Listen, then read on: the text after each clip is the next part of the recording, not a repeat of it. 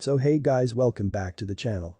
This is a story about what if Naruto neglected by his family and had every Kekkei Genkai. Part 1. If you guys enjoy this, what if? And if you want to part 2. Comment down below. And let me know before I start, please do support for more awesome content. And leave a like and don't forget to subscribe to my channel. And also share this video with your friends. And check out the description. And check out my playlist.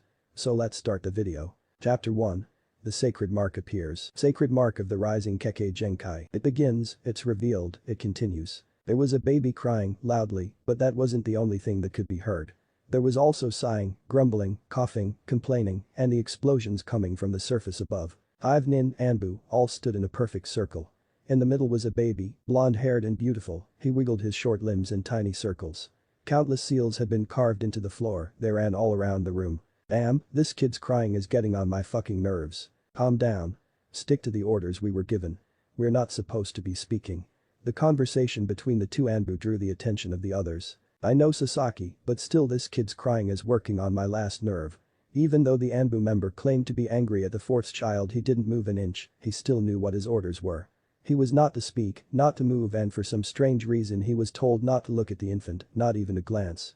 It was like the Hokage didn't want anyone to see his son's face. With silence in the room, another Anbu member decided to speak up and support his teammates' anger, breaking orders yet again. You know Sasaki, Rai might have a point, it is kind of hard to concentrate with this kid's wailing. Sasaki, their leader, let out a big grumble of annoyance at his teammates. He couldn't turn around to look at them, he didn't want to break order by turning his head toward the kid. He just looked up at the ceiling. I don't know what you two are complaining about, you should be honored, we were specifically chosen to guard this child, he's our savior, and is taking on a lot of responsibility. Sasaki could hear both of his teammates sigh in defeat and gave himself a smile of victory, you couldn't see it though. He thought that he had convinced his team to deal with it, but, with the defeat of two, another two came to help out. Sasaki, what are you talking about, sure he's our savior, but anyone could be our savior. That comment caused the other three to nod their heads in agreement. Yeah, our savior is a little wailing infant and we don't even know what the little brat looks like. Rai, don't speak badly about Yandame's son, he is making a huge sacrifice for Dot. To hell with this sacrifice, anyone could have the Kyuubi sealed inside it. Then how about you, Rai? This brat is about to go through that and he doesn't even know, and if you're so immature that you can't deal with his crying, then you don't have what it takes to be part of my team. Said Rai was instantly quiet at that last comment, he figured that what the captain said was true, so he just stood there in silence, the silence that just realized had come. The little kid had stopped crying and his nightmare was over. You see Rai, he stopped crying and went to sleep, are you happy? Don't ever act that childish again. Yes, Sasaki. He was in fact very happy, he could do his job in peace. The child seemed to be at peace. The only thing that was weird was the huge gate the infant lay in front of. Also what was behind it didn't pull the trigger normally either. Behind the gates were a huge pair of eyes staring at the young infant boy. They stared with red, slitted eyes. Underneath the eyes was a widespread mouth, fangs were visible, overlapping clearly exposed teeth. It almost looked like the mouth was smiling. The huge mouth opened and let out a huge roar, causing the child to cry. This little thing, this is what he sealed me into. What a joke, Yandame, you are a foolish man. Kyuubi no Kitsune, the terror of Konoha and an unstoppable force of nature. This beast was truly a terrible sight to behold, it couldn't be killed for it was immortal. Yet it was killed, well, its physical body anyway. As for its spirit, that was a different story, its spirit was in a body, but not one of its own. The immortal Kyuubi no Kitsune was sealed away inside of a small infant, the fourth Hokage's legacy, and the fourth Hokage's son. Let me out. Damn him to hell. How dare he seal inside his son and then just die like that, Yandame, I will get you back even if through this child. I'll kill it. A razor-sharp claw shot out of the gate heading for the still crying infant. It came at amazing speed, surely this child was going to die and Kyuubi would be free. But Kyuubi's claws stopped just inches away from the child's face. There was something blocking him from killing the newborn baby. What? This must be another trick of his. Father, I hope he's having a great time with the Shinigami. Well, that fool forgot one thing, I may not be able to kill this boy, but I can take something away from him. Red chakra began to swirl around the naked and crying form of the infant. It wrapped around the kid's fragile body and seemed to seep inside of his body. The infant's crying grew even louder, it was like the boy was in pain. A cruel thing to do to a newborn, Kyuubi was truly an evil being, perhaps its essence. The huge fox let out an evil laugh at the infant's cries in pain, he was enjoying an infant's cry. Cry all you want, child, for it shall make no difference. The demonic fox let out another one of his deeply baritone laughs at the child. Yondaime, I may not be able to kill your son, but I can take a part of him away. The crimson chakra surrounding the baby fully seeped into his skin, and something changed. Blonde baby boy seemed to shrink a bit, then his crying subsided, the child was then silent. Have a nice life. Naruto. Fox then started to laugh his demonic laugh again, whatever he did to Naruto was sure to be something of the worst nature. It had to have been. 12 years later, hard glares, evil intentions, all pointed at him, the many assassination attempts made by the villagers that he usually narrowly escaped. Memories of the first time he met that bastard fox inside him and how lonely he was when he got home. Times when he would cry himself to sleep because he didn't have parents to read him a bedtime story and help him sleep. Why was it all happening to him, why? That was the thing he didn't know, why he had no parents, why people tried to kill him, why every time he walked down the streets, the villagers would look at him with that intense hate that he was so used to. He guessed he was just born that way and destined to stay like that. A freak of the world. Although he wouldn't have been so angry if he just knew why it was happening to him, why any of it was. Naruto. Naruto Uzumaki, pay attention. Naruto's eyes popped open, he raised his head to figure where he was. He looked around sleepily and observed his surroundings. Chalkboard, kids his age, Iruka-sensei. The classroom. Naruto, if you don't pay attention you'll never become a ninja. The voice of his sensei and surrogate brother rang through his head, waking him up completely. Iruka had been one of the few people who actually cared for him, whose eyes didn't stare harshly. He was always kind to him, therefore Naruto considered him to be a sort of older brother of sorts. Naruto then heard another voice from across the room. Does it even matter, Iruka-sensei? We all know Naruto's not going to become a real ninja anyway. The whole class erupted into laughter at Naruto, pointing in mocking fashion. He looked down in shame. It really wasn't the fact that everyone was laughing at him, it was the person who said that really got to him. Haruno Sakura, top of the class when it came to Kunoichi and the current subject of his affection, knew he had no chance, but he still tried. He was a fighter. Why yeah I will, just you watch, I'm going to become the Hokage, and I'll show you all. Barely restrained laughter could be heard due to Naruto's comment. Some random kid decided to speak out and further embarrass Naruto. Yeah right Naruto, you can't even do a basic henge, let alone become Hokage. Once again the class erupted in laughter, Naruto gritted his teeth. Settle down. Iruka yelled, bringing all the laughter to a stop, and all eyes were on him. It seemed like every time he yelled everyone stopped what they were doing. Geez, now class, I have to cut class early, I have an urgent assignment. So class was dismissed. Remember to practice your techniques for the graduation final tomorrow. Naruto got up out of his seat and began to walk out the door with the rest of the class. Then Naruto, can I speak with you? Naruto paid him no mind and walked out. Naruto didn't need to talk with Iruka right now, he needed to be away from everyone. A place where he could think, that's one thing a lot of people didn't know about Naruto Uzumaki, he liked to think. On the outside he was a loud, rash, weak little failure, on the inside he was much different. The Hokage faces his getaway from reality. His sanctuary and the closest place he could find to get some peace and quiet. Naruto walked outside the academy and immediately headed for the Hokage faces. In approximately 5 minutes he was there, sitting on the top of Yondaime's head. He sat at the edge looking down on all of Konoha. He then closed his eyes. Kyuubi, you there? Naruto could hear the faint sound of a fox's chuckle. Of course you tweet, I'm always here, I'm inside, you remember? Shut up you stupid fox. What do you want? I'm trying to sleep here. Naruto let out a sigh. I just wanted to talk, what's not allowed in my own head. Talking to yourself is a bad habit of Naruto, but that isn't the real reason why you're talking to me, is it? And no, that is the reason why, I just wanted. Naruto could hear the loud chuckle of the Kyuubi inside his head, he let out another mental sigh. You want to know why you're so weak, don't you? Never mind, I don't want to talk. Then I will. An intense pain went through Naruto's body, red chakra surrounded him, the rock monument depicting Yondaime's head began to crumble away beneath him. The chakra shot out of Naruto's stomach and began to float in the air in front of Naruto. What the hell is this? Ah. The pain grew even more as the huge mass of chakra began to take the form of a giant fox's head. The chakra distorted and first sprang out of it. In less than 10 seconds there was a huge fox's head in front of Naruto. More chakra pumped out of Naruto's body and collided with the furry fox's head, filling in the sockets and taking the form of eyeballs. The head of the Kyuubi was fully formed and it looked at Naruto with rage. What the hell, how did that damn fox get out of me? Naruto thought. Naruto, come here, I have something to give back to you. Stand up. On command Naruto stood up and looked the fox dead in the eye. If this was Naruto's first time meeting Kyuubi, then he would have probably wet his pants by now. Come here. Just like before Naruto walked carefully to the Kyuubi, being careful not to make the fragile rock underneath him crumble away.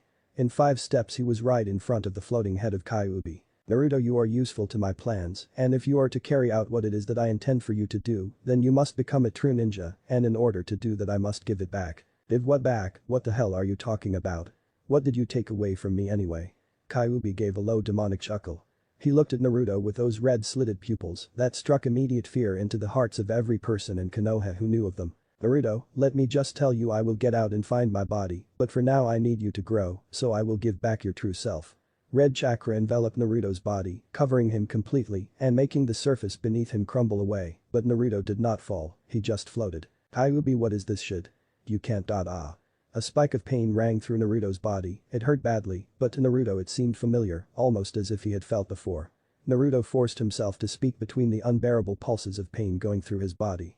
He pried his mouth open and spoke through the veil of nearly crimson chakra around him. Kyuubi.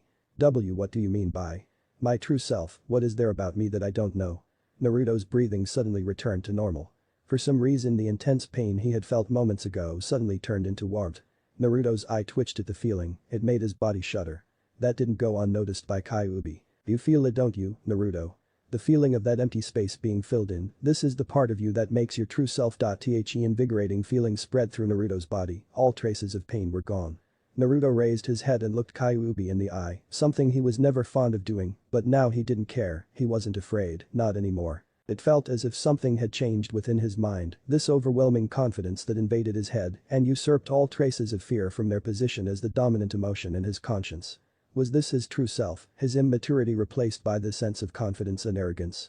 It might have been, but whatever it was, it felt good. Kyuubi chuckled again at Naruto's confidence, he sensed that Naruto was becoming what he was supposed to be. This is what I took from you, Naruto, your potential, your original mindset, and all of your original traits. Now that you are to become a ninja, I am giving it back. Don't ask why I did it or why I am doing this, just accept it or I'll take it back. Okay, so what do I do then, what now? Kyuubi let out a big sigh. I have given back all there is to give, you have changed back, so all there is for you to do now is wake up. What, but I'm already. His eyes then opened again, staring at his apartment ceiling.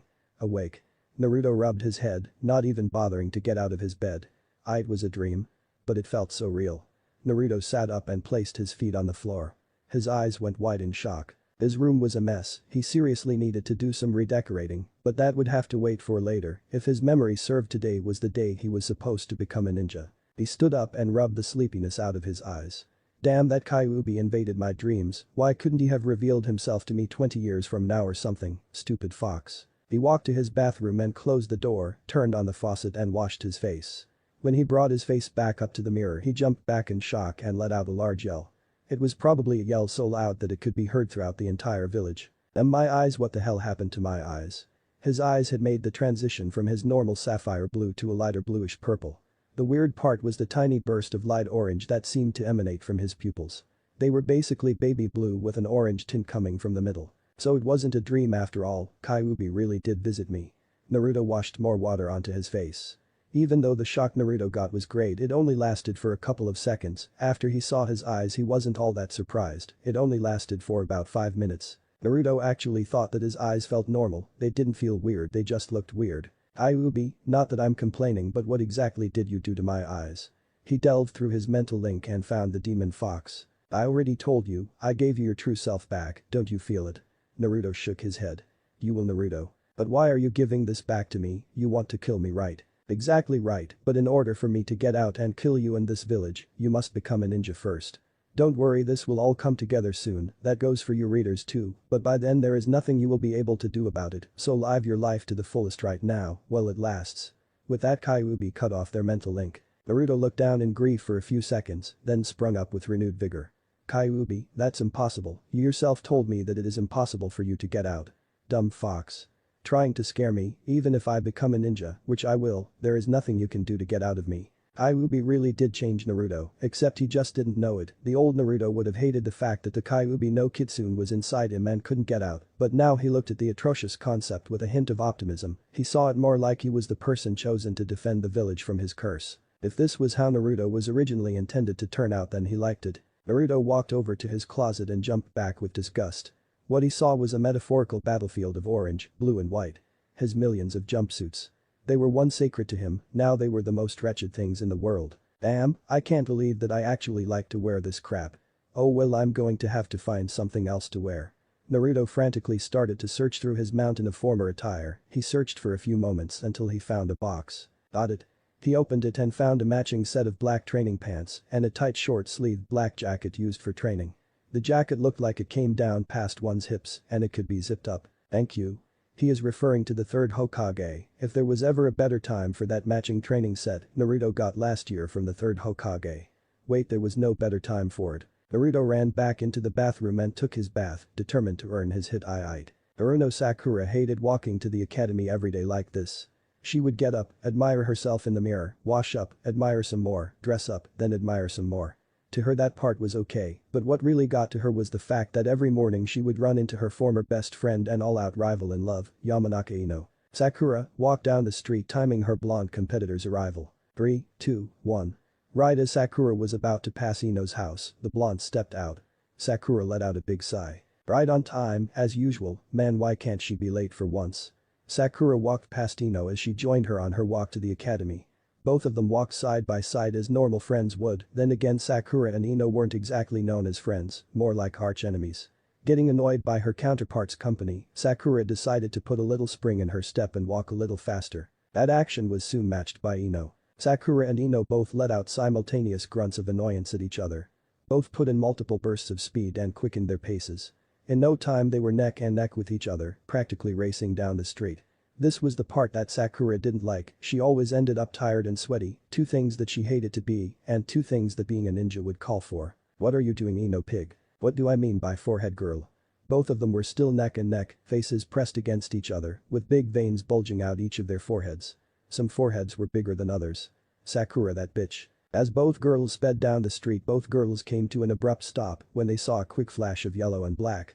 They saw a boy with blonde hair, clad in all black, fly past their faces. He was moving noticeably faster than either of them could ever move. Both Sakura and Ino could have sworn they had seen this boy before, if he wasn't moving so fast they could properly look at his face. Wearing confused faces, both of them looked at each other at the same time. Was it Naruto? It felt great, the wind through his hair, his noticeably better vision, the way he could effortlessly jump 20 feet in the air at will. This was what he called an upgrade, a major upgrade. Naruto hopped rooftop to rooftop with amazing speed. The way he was moving, it was way beyond Genin level, mid-Chunin perhaps. Naruto really didn't care, he just loved it. He could almost thank Kyuubi if he wasn't the reason for Naruto not having this type of speed in the first place. This was something he could get used to, he would have, after all, this was who he really is. He paid no mind to some of the villagers yelling at him, his goal was to get to the academy and obtain his hit and become a full-fledged ninja. Damn, this feels good, this is what speed is like, huh? I fucking love this stuff. Naruto's excitement over his recent upgrade was positively through the roof, but the tone of his voice was positively everything but through the roof. It sounded cool and calm. The new Naruto. In a few minutes Naruto made his way to the Ninja Academy and was walking through the hall to get to his normal classroom. He got a little confused on the way there, every single girl that he passed on the way to his class would either look away from his face or giggle as they passed him. It actually started to annoy Naruto, he didn't know what the hell was going on, was something funny about him. Naruto finally made it to his classroom, the door was open, so that saved him the nuisance of having everyone stare at him when he opened it. Even so, Naruto immediately regretted walking through that door. He had completely forgotten about his recent change in facial features. As soon as Naruto walked through the door, all eyes were on him, most of them were of the females in the room, and most of the females had blushes on their faces. Naruto slowly walked into the classroom and looked around. He found the seat closest to the wall and away from everybody else. He made his way to his seat, which just so happened to be next to Sasuke, his rival and old-time friend. As soon as Naruto sat down, the room erupted in chatter once again. He could hear his name being repeated by multiple females over and over, they were probably wondering why he looked the way he did. I win. No, I won. Sakura and Ino came rushing in through the door, their faces still pressed together. Sparks flew as both girls traded glances, with the background changing from a normal hallway to a raging hellfire. Naruto sat at the edge of the classroom observing the usual scene that occurred every morning. He found it stupid in a lot of ways, but the real reason it was stupid was the subject of these daily arguments.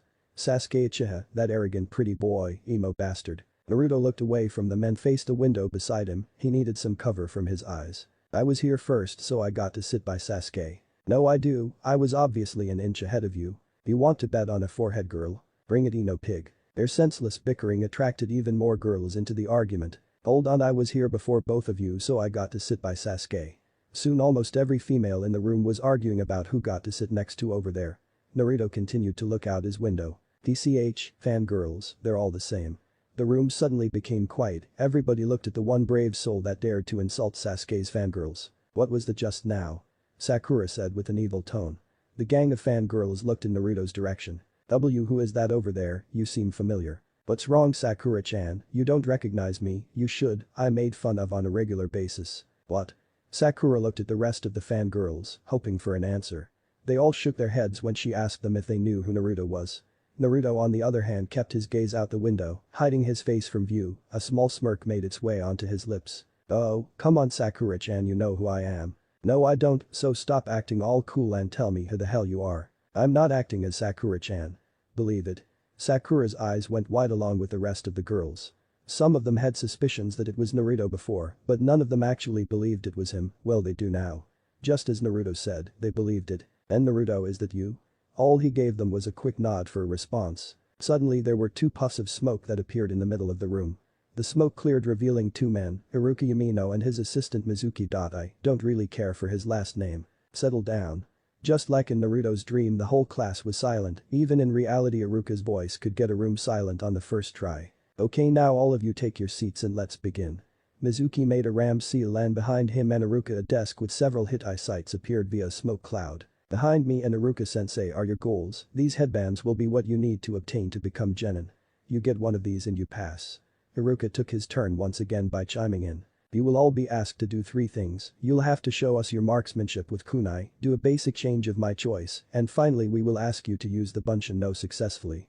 There are conditions though, you have to hit a bullseye at least once, the hinges of my choice, and you have to make at least 3 clones. We are going to start in alphabetical order, good luck. Then it began, students were called one by one to show their skill.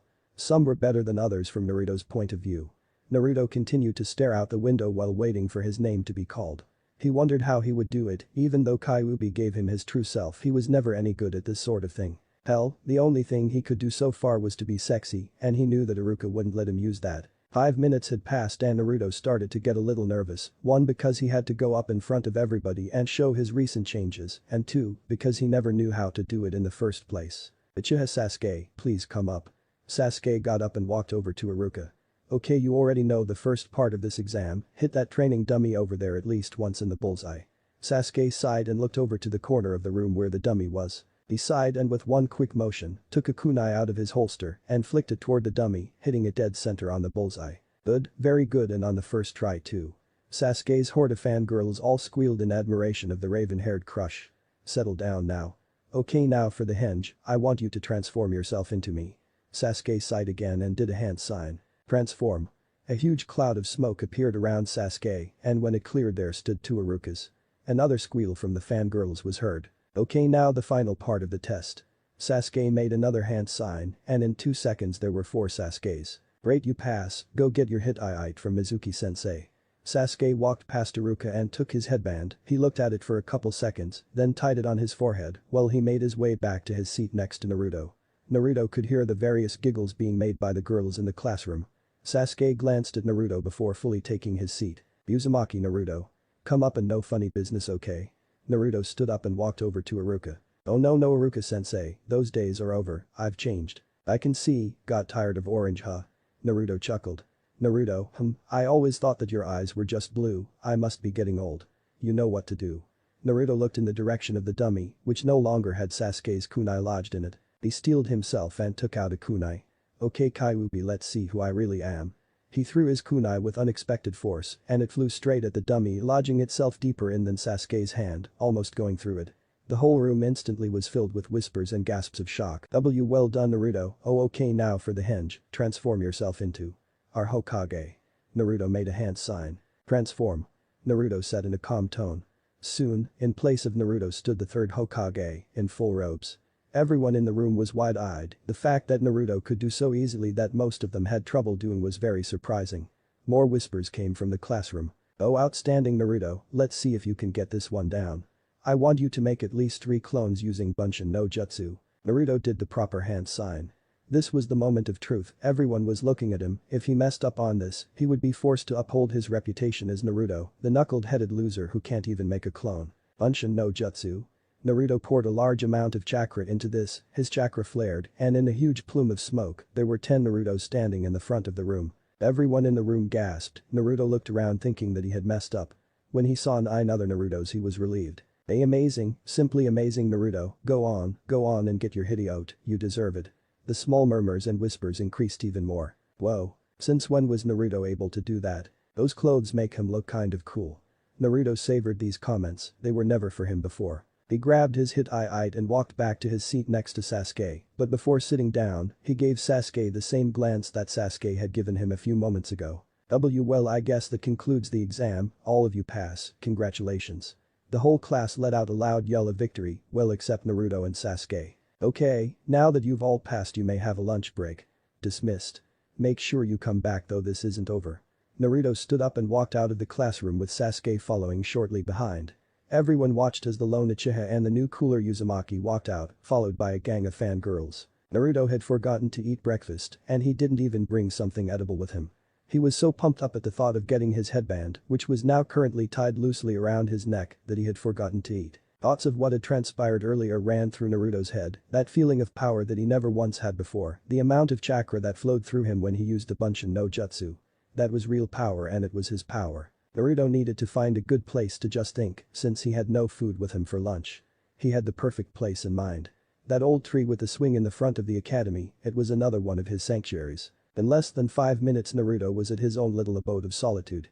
He jumped onto a branch sprawling out on it. Man, that was the best. I didn't even know I had that much power. Naruto brought his hand in front of his face and stared at it. I looked so cool back there. Right Naruto, you looked cool. Kyuubi said in a very sarcastic way that Naruto didn't miss. Shut up Kyuubi. By the way, how is it that I have this much power, did you do something? No, you idiot, I already told you this is all your power. When you were a baby I infused your infant body with a minuscule amount of my chakra. In doing this I sealed away part of your chakra reserves, making you virtually weaker. I thought that if you were so weak you would die easier and I could get out. Unfortunately for me, if you die I die. I needed to come up with another way, and if you die too early I might not have enough time to figure out a way out, so I unsealed that part of you. Okay, I get that, but why is it that I have this much chakra? Do you remember that feeling you got every time you trained, the feeling that you weren't getting any stronger? Naruto gave Kyuubi a mental nod. Well, you were, it's just that every time you got stronger your new chakra would form in the part of you that was sealed away and kept growing with the rest of your body. And on top of that you were, excluding my chakra, you were born with extremely large chakra reserves, so all of that chakra came together. Naruto stayed silent for a few seconds, he then responded. So the reason I never got any stronger was because of you. Kyuubi, you suck. Naruto heard the faint sound of Kyuubi's chuckle as it faded away and resided back into the depths of his conscience. The next sound Naruto heard was a voice from below, not Kyuubi's though, this voice was human. Hey dope, stop talking to yourself in that tree and get down here. Naruto glanced and recognized the voice, and he didn't really feel like hearing it right now. Naruto stayed in his slouched position on the branch and answered the voice back with a loud sigh. But team, what do you want? I want to ask you something, so get down here. Why don't you come up here and ask me? Naruto then heard the voices of females, those voices didn't sound too happy either. Naruto.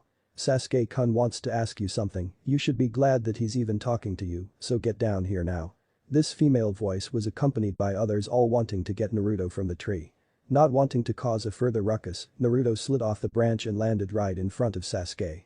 He looked him straight in the eye. Sasuke's eyes widened when he caught a glimpse of Naruto's new upgrade. What the hell is wrong with your eyes, weren't they always just blue? Naruto glared at Sasuke, and Sasuke returned his glare. No, they were always like this, you just didn't look hard enough. Hey, don't you glare at Sasuke-kun like that. Once again Sakura opened her mouth from the sidelines to defend her crush. Naruto took his glare away from Sasuke and directed it at Sakura. He was pleased when he saw her gasp and back away from him, only to shrink into the back of the mob of fangirls. Her gasp wasn't the only one to be heard, it seemed like as soon as Naruto glanced toward their direction, Sasuke's faithful fangirls suddenly got quiet. But the smile Naruto brought his glare back to Sasuke, making him flinch a little as well. So, what do you care about eyes for anyway, what are you gay? Sasuke's expression got really tense at Naruto's rude comment, not to mention the fact that his cheerleaders were basically set on fire when they heard it. With the blushes and the yelling, and the, oh you know what I mean. No Bill Cosby reenactment intended there. Hey, you want to fight Naruto, just because you passed the test doesn't mean that you're better than me. I can still kick your loser ass. Alright, let's go then, I show you who's the real loser, you and your pathetic cheerleading squad over there. Naruto said while pointing to Sasuke's fangirls. He gave them one last glare just to spook them all. Naruto. Sasuke threw a wild right hook. Naruto dodged quite easily, it was almost like his fist was moving in slow motion. He shrunk back and delivered a strong punch to Sasuke's gut, sending him stumbling backwards. Sasuke charged once again, throwing out a flurry of precise punches. Naruto did no better but to dodge them, all except the last one, which caught Naruto in the face, sending him flying into the tree he had once rested on. Team, is that all you got? Sasuke got angry again and charged Naruto again. He jumped up and came down with a hard vertical kick. I can see it. Naruto thought to himself. In a second Sasuke was right above him. Naruto saw everything clearly. You're so slow, team. Naruto caught Sasuke's leg with one hand, he then slammed him into the tree behind him with all his might. He then flung Sasuke 10 feet away from him, putting him in a temporary daze. Sasuke tried to get up but was pushed back down by Naruto's foot on his back. Hey team, just because I seemed weak before doesn't mean that I am. Sasuke turned just far enough to look at Naruto, who had already begun to walk away. Oh yeah, I look so cool, that should teach that bastard a lesson. Naruto thought to himself as he began to walk back into the academy. Naruto, don't you dare underestimate me. Sasuke charged at Naruto for the final time, hoping to catch him off guard, a very desperate move indeed. I just overestimated you. Naruto spun around and plowed his fist directly into Sasuke's face, making him thrust backwards into that same tree. Naruto gave one final huff before walking back inside the academy. He could hear the screams of worry and fear coming from the girls as they all rushed the wounds of their raven-haired lover boy. Let's see who's missing. Achiha Sasuke, does anyone know where Sasuke is? Right here. Sasuke walked through the doors of the classroom, limping and bruised. He was followed in by his loyal fangirls who all had empathetic looks on their faces. Right on time. Hey, what happened to your face? Sasuke glanced toward the direction of a certain blonde for a second and turned his gaze back on Iruka. Nothing, Iruka-sensei. I fell. Almost everyone in the class fainted at this, except for Naruto. Okay, I know that's not what happened, but still, take your seat, I want to finish this. Sasuke took a seat at the far corner of the room, the complete opposite of Naruto's seat. His followers also took their original seats, but not before giving Naruto their own glares. Alright. We were going to do this tomorrow but something has come up. So instead of tomorrow, you will be meeting your new senseis today. New sensei? The whole class screamed out, except for a few people. Yep, now that you're all genin, I'm no longer your instructor. Iruka laughed and scratched the back of his head in a very pre-upgrade Naruto way. Well, I'll begin with the names of the teams selected. Team 7. Haruno Sakura. Uchiha Sasuke. Sakura jumped up in joy, letting out a loud yes to taunt the other girls in the class who had the misfortune of not being on Sasuke's team. And Uzumaki Naruto. Your instructor is Take Kakashi. Sakura's eyes cracked wide open, her head slouched down in disappointment. No, why do I have to be with him? She said in a defeated tone. Naruto just sighed and Sasuke just brooded. Okay, sit down, Sakura. Teammate. Hyuga Hinata, Aburam Shino and Inizuka Kiba, your jounin instructor is Yuhi Kurenai. Team 10. Yamanaka Ino, Nara Shikamaru, and Akamichi Chouji, your jounin is Saratobi Asuma. Now those three teams report to the classroom next door to meet your instructors. Naruto stood up and walked out of the room before anyone else, eager to meet his new instructor. Iruka then continued to name the teams. Where the hell is he? Everyone else got to meet their instructor. What about us? We're sitting in a stupid classroom all by our lonesome. Sakura paced back and forth as she ranted on and on about how their instructor was so late. Naruto had to agree with her, it was really annoying, but then again so was she.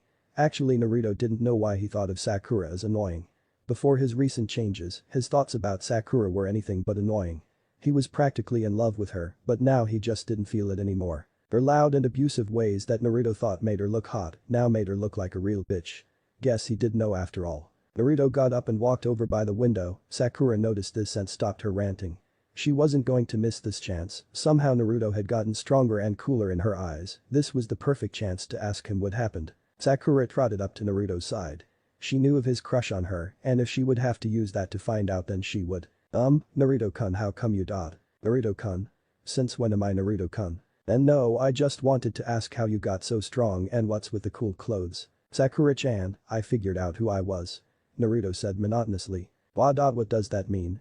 Probably nothing. Naruto turned around and gave her a glare, making her jump back again. He humped and turned around. Well, since you guys are the only one here, I guess you're mine. All three genin turned to face the adult voice. They saw a silver-haired, one-eyed man standing at the door. He wore a mask that only covered his mouth and nose, and his hit eye was slung over his left eye, covering it completely. He wore a standard jounin vest, signifying his rank. Meet me on the roof in 5 minutes. With that the Cyclopean jounin poofed out of the room. Who was that guy? Sakura said. Isn't it obvious, he's our new sensei. Naruto said as he walked past her. He was soon followed by Sasuke, and wherever Sasuke went Sakura was sure to follow. 5 minutes later, Naruto, Sakura, and Sasuke all sat in front of their new sensei. They looked at him perplexed by his weird appearance. Alright, first introductions. Tell me some things about you, you know what you like, what you hate, and your goals for the future, things like that. How about you demonstrate so we know what to do?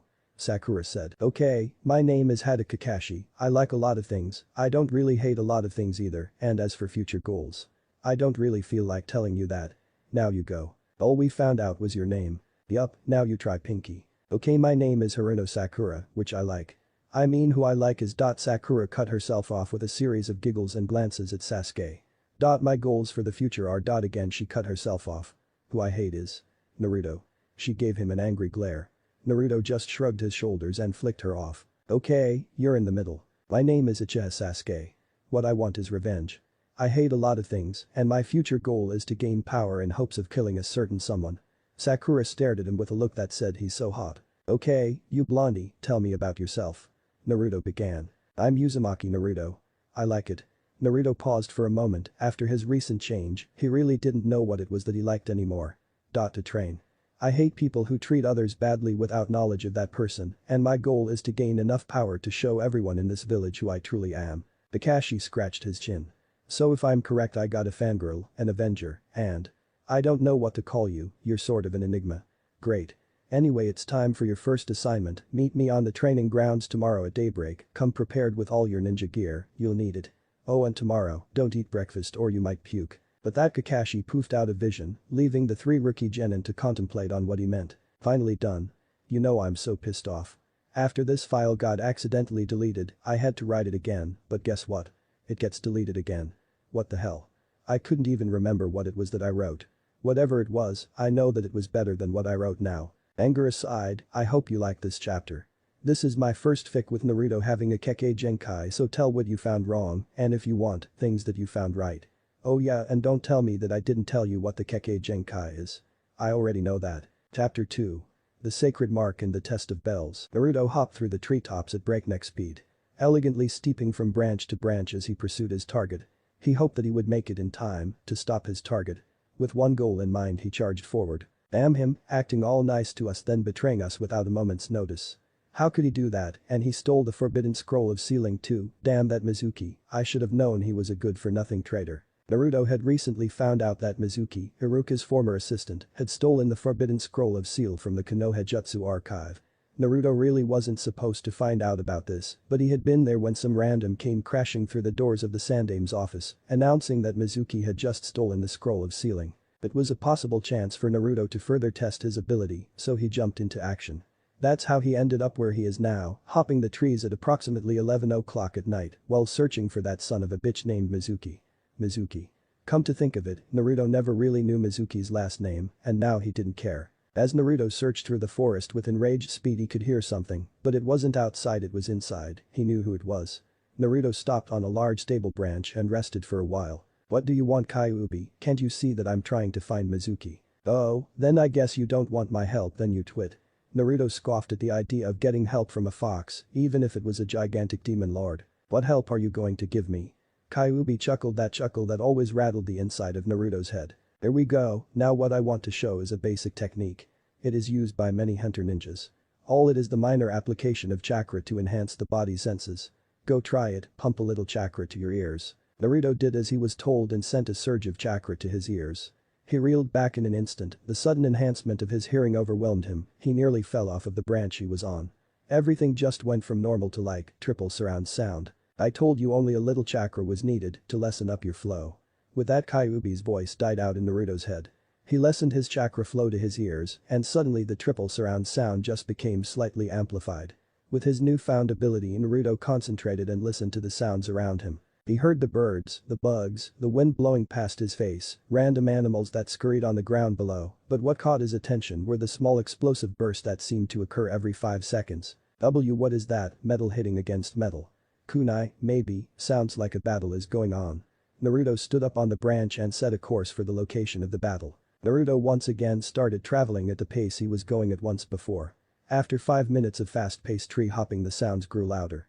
He was definitely sure that there was a fight going on, and by what he could hear there were only 2 people fighting. One of them had to be Mizuki, the other he wasn't too sure of. Damn, where the hell is that bastard? Wait, what the hell? Naruto saw 2 men, one of them was on a tree branch with a scroll in his hand, Mizuki. The other one was on the forest floor and he was bloody. Naruto's eyes widened when he realized who he was. His former teacher and surrogate father, Iruka Yamino. Live it up, Iruka, you can't beat me, I'm stronger than you. I'm going to take the scroll. Mizuki gave a sinister chuckle that sent a chill through Iruka's heavily damaged spine, which currently had a shuriken sticking out of it. Why Mizuki, why are you doing this? Betraying Konoha will only come back to hurt you in the end. Ha!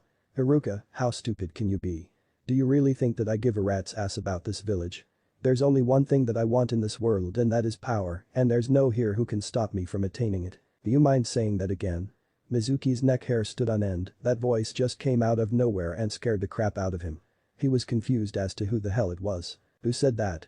Mizuki continued to look around for any signs of the unknown voice, but whoever it was, they sounded like a kid. Show yourself. Mizuki commanded. Fine. Mizuki could only duck as he sensed 2 kunai being thrown from behind. He narrowly escaped the attack as he could feel the cold metal of a kunai brush his head, cutting a little hair in the process. If you want me, you got me, Mizuki-sensei. Mizuki turned and was face to face with a familiar blonde, but what he wasn't familiar with was his fist hitting his face. Naruto delivered a full power punch to Mizuki's face, sending him flying, but before he could finish his diagonal descent, Naruto grabbed the last of Mizuki's shuriken from his back and with a vertical thrust, threw the giant weapon at Mizuki, pinning him to a tree trunk below. Naruto-kun, what are you doing here? Said a badly damaged Iruka. Naruto jumped down from the branch and landed in front of Iruka. He was currently holding the scroll Mizuki was holding before he decked him. Isn't it obvious I'm here to stop Mizuki and to help you? But how did it go? You. Element of surprise is Iruka-sensei, that's how I beat him so easily. Iruka-sensei looked at Naruto with pride, he was proud of how much the boy had grown, he was even able to take on him with no problem at all. Naruto looked in the direction that Mizuki was.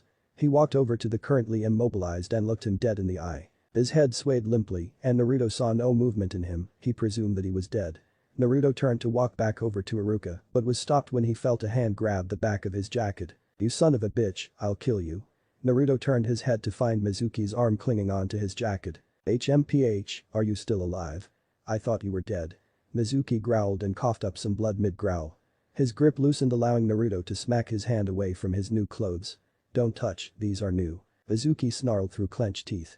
Curse you, demon. That was the breaking point. Naruto instantly grew angry at the word demon, he had heard it so many times in his life, and he was tired of that shit. Naruto decided that he was going to toy with the traitor for a while, play dumb. Demon?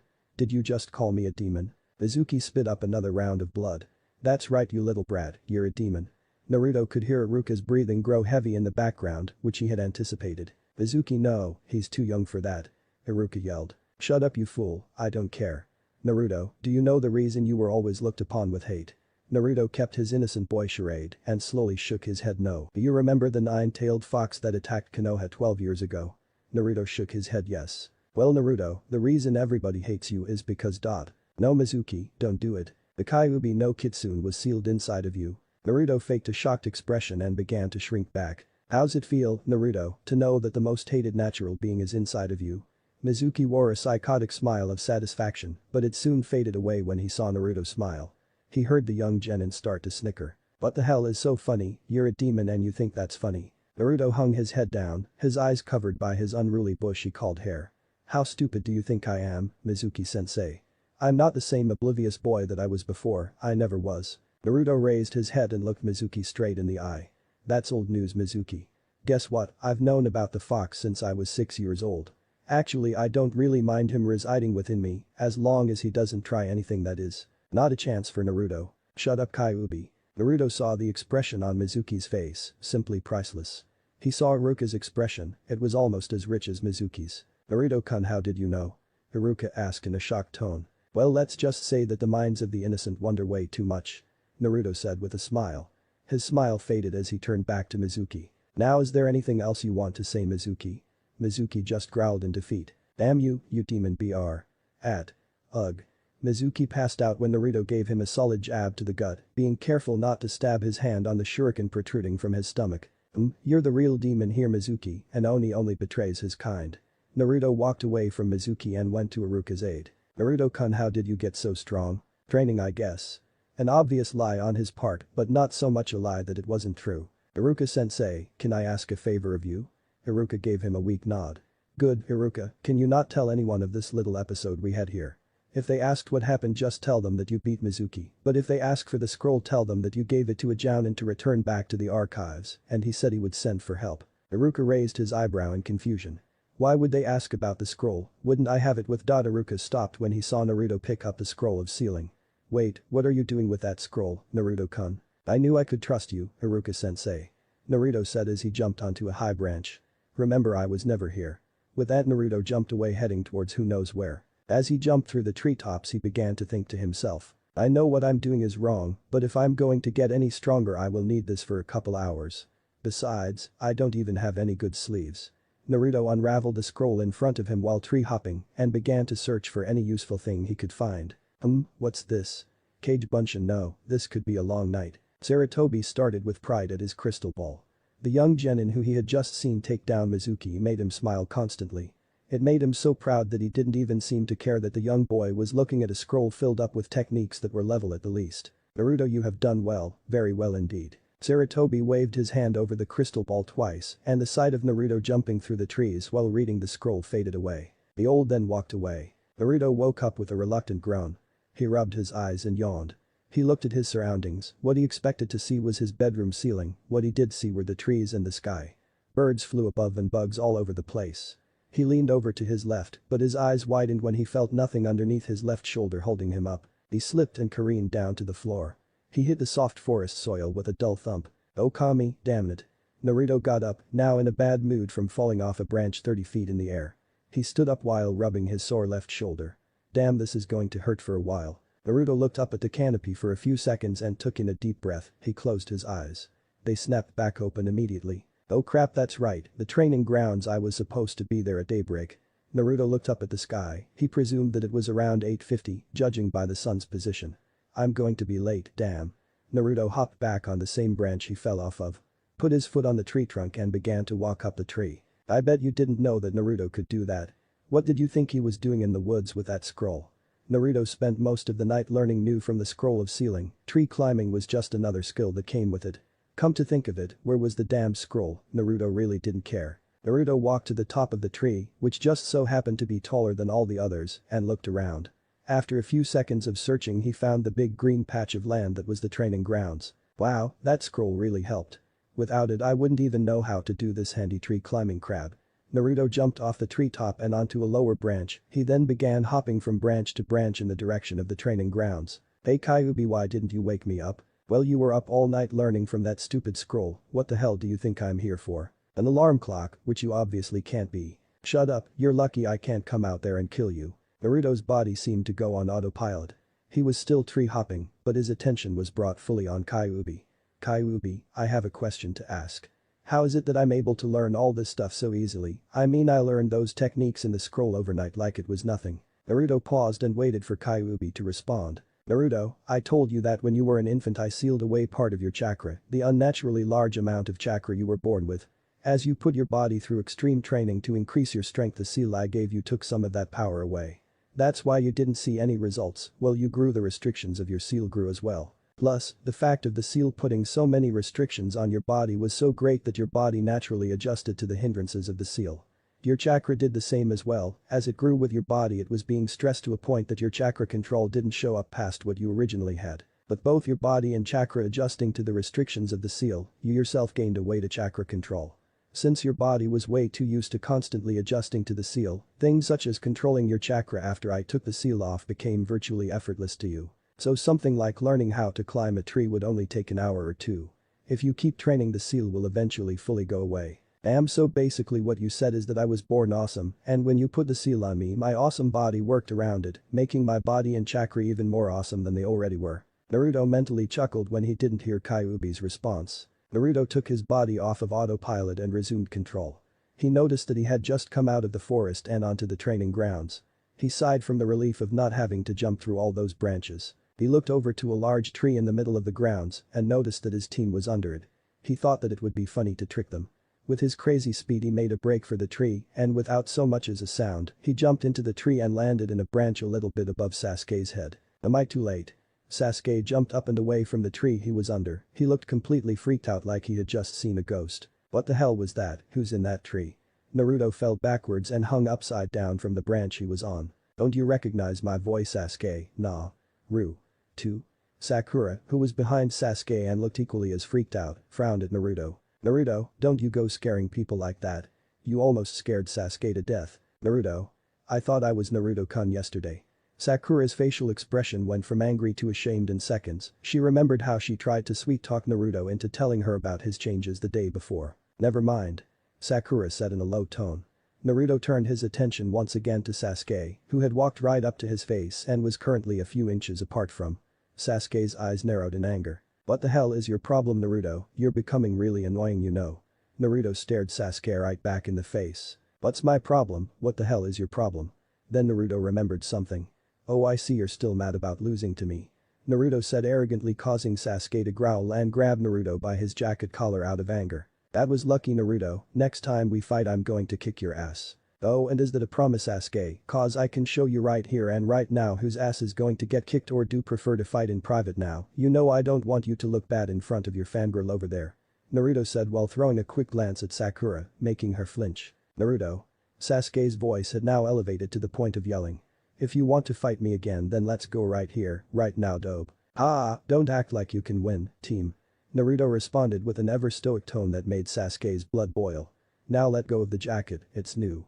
Naruto smacked Sasuke's hand away from his collar. That'll be enough from the both of you. Sasuke and Sakura jumped at the familiar voice. Naruto just stayed as he was.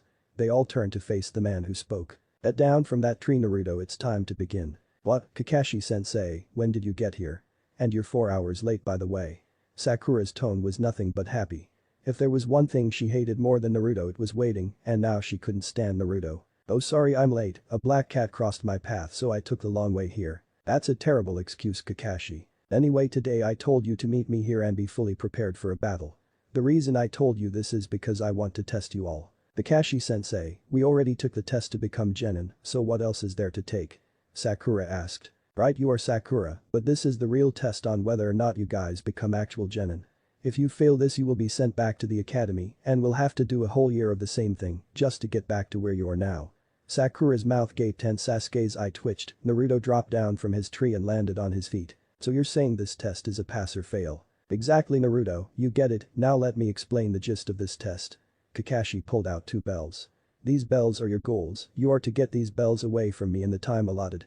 You have until noon to get them. He then took out a book and, that seemed a little mature for someone of Naruto's age, and began to read. He reached into his pocket once more and pulled out a buzz timer, winded it and set it to ring at noon, then brought his attention back to his porn. He looked up from his trusty porn and said, oh, and one more thing, after I say begin you better come at me with the intent to kill or you'll never pass this test, which only has a 30% chance of success. Kakashi then placed the timer on the ground. Begin. With that, Sasuke and Sakura jumped into the tree for cover. Naruto on the other hand stayed in his original position. Taking a jounin alone, do you really think that you can get these bells from me? No. Naruto stood for a second, and a second later Naruto took out a kunai and flung it at Kakashi, which he caught with ease. But it doesn't hurt to try. Naruto sped off to the left and came into Kakashi. He is fast. Even though Kakashi didn't have any trouble keeping up with Naruto's sudden movement, he had to admit the kid did catch him off guard. Naruto ran in and threw a punch Kakashi's way. He blocked it with one hand and used his other to defend his paradise novel. Kakashi grabbed onto the blonde genin's fist and flung him up in the air. Naruto retorted with several spins into an axe kick from the sky. Kakashi grabbed his foot and flung him several feet away from him. Naruto, is that the best you can do? Kakashi teased. Naruto flipped and landed on his feet. I guess it's time to pull this one out. Naruto took out another kunai and tossed it at Kakashi, who caught it once again. This time Kakashi's eyes widened when he realized that the kunai had an explosive note on it. Damn, I let my guard down. The kunai exploded, taking Kakashi in as well. Got him, he's not so. Naruto froze when he felt a presence behind him. He turned his head slightly and saw Kakashi's crouched figure going through a series of hand signs. What the hell? Sasuke was pissed off now, he couldn't take much more of Naruto's crap. If he let that little punk show him up anymore, people might actually start to think Naruto was stronger than him. Damn that Naruto, what the hell is thinking, going one-on-one with a jounin. Sasuke-kun, are you okay? You seemed worried about Naruto. Sakura, who had followed him from the beginning of the bell test, was right next to him. They were both in a prone position watching Naruto's fight with Kakashi.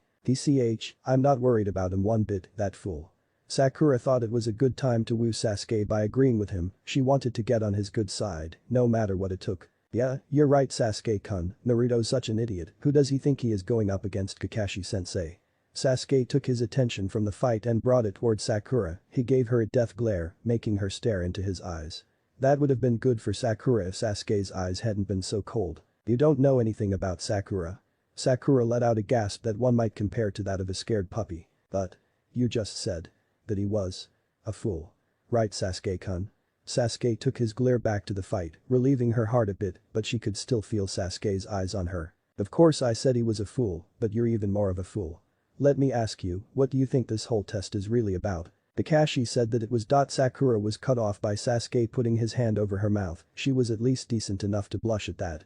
Her words died out as muffles under Sasuke's hand. Stop talking. Sure, that's what Kakashi said, but don't you know what he meant? Sakura shook her head and forced out a muffled no. It's obvious that this stupid test is to utilize our teamwork. We are put in groups of 3 as genin, not 1, we are to work as a team. That's what Kakashi wanted to test us on. Sakura shook her head up and down this time, indicating that she understood. I think Naruto already knows this though, I think that he is trying to send us a message, more like he's the one testing us, that dope.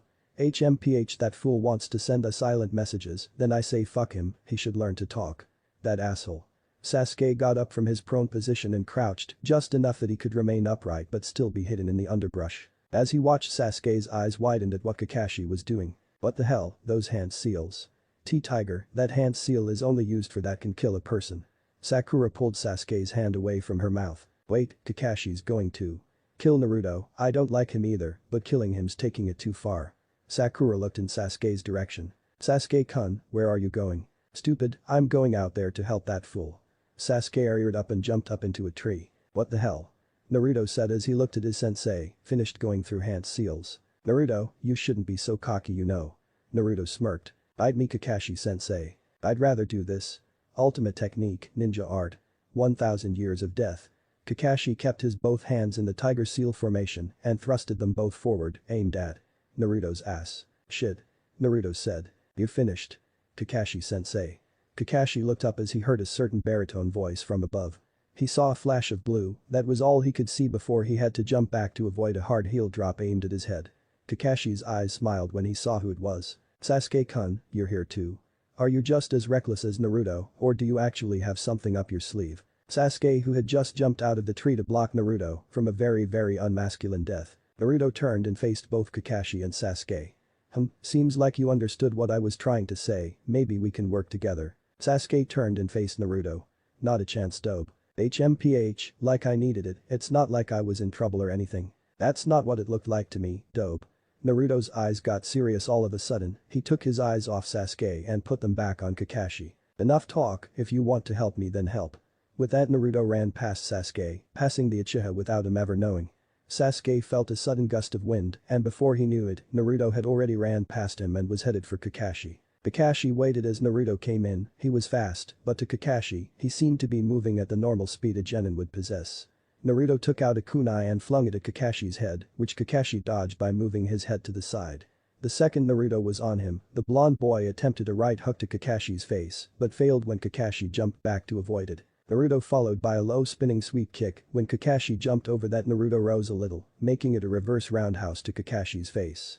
Kakashi blocked and grabbed Naruto's leg and flung him into the air like he did before, right above his head. That won't cut it this time, Kakashi-sensei. Naruto reached into his pouch and pulled out several shuriken which he flung at Kakashi below. Kakashi pulled out a kunai and blocked them all as soon as they came. Amazing, Kakashi-sensei, but you shouldn't worry about my shuriken. What? Kakashi said as he looked down from Naruto and turned his vision on in front of him. All he saw was Sasuke's foot coming at his face. He blocked his kick but was surprised when Sasuke spun around and made a grab for his bells. Not today. Kakashi said as he punched Sasuke in his stomach, properly knocking the wind out of him for a second. Kakashi fully spun around and was now behind Sasuke. He was about to strike, but stopped when he saw something flashing in front of Naruto. It looked like metal coming his way. More kunai, how academy student like. Kakashi's eyes widened though when he saw who threw it. He was expecting it to be Sakura. He got a big surprise. He saw Naruto standing upside down on a tree branch, smiling. "The clone?" Kakashi said. "The shadow clone, to be exact," yelled the Naruto who was in the air. Kakashi's eyes widened. He was stupefied at the fact that a mere genin could use a jounin level technique. But how can you use such a "don't forget about me"? Kakashi snapped back to reality when saw Sasuke, who at some point in time caught the kunai thrown by Naruto, turn around and slash him with the kunai. He even managed to draw a little bit of blood. Kakashi jumped back to avoid any further damage. "Go to hell, Kakashi." Kakashi looked up again and saw the real Naruto's black clothing coming down at him. Kakashi did another back jump to escape a deadly elbow from the sky. He was known far behind both Naruto and Sasuke. "These kids are really keeping me on my toes. It seems like they get the point of this test. Well, except for Sakura, it is so sad what love can do to a girl." At that moment when Kakashi was in mid-jump he heard a voice that sounded particularly feminine. "I got you." Kakashi turned around only to be greeted by Sakura's leg in his gut. "I spoke too soon. Damn, this girl is strong." Kakashi was sent flying back in the direction of Naruto and Sasuke. Sasuke decided to take action. Naruto moved out of the way. He said as he began to make hand seals. Naruto jumped away to the side making the same hand seal as Sasuke. "I wasn't expecting you, Sakura-chan, but thanks." Sakura just smiled and waved, but she looked slightly scared for some reason. "Naruto, how do you dot?" "Don't ask." Naruto said as he cut Sasuke off. With that they both turned their attention to Kakashi. They both breathed in, and their hand seals both ended with the tiger seal. And together they yelled, "Pain! Kakaku no Jutsu! Fire release!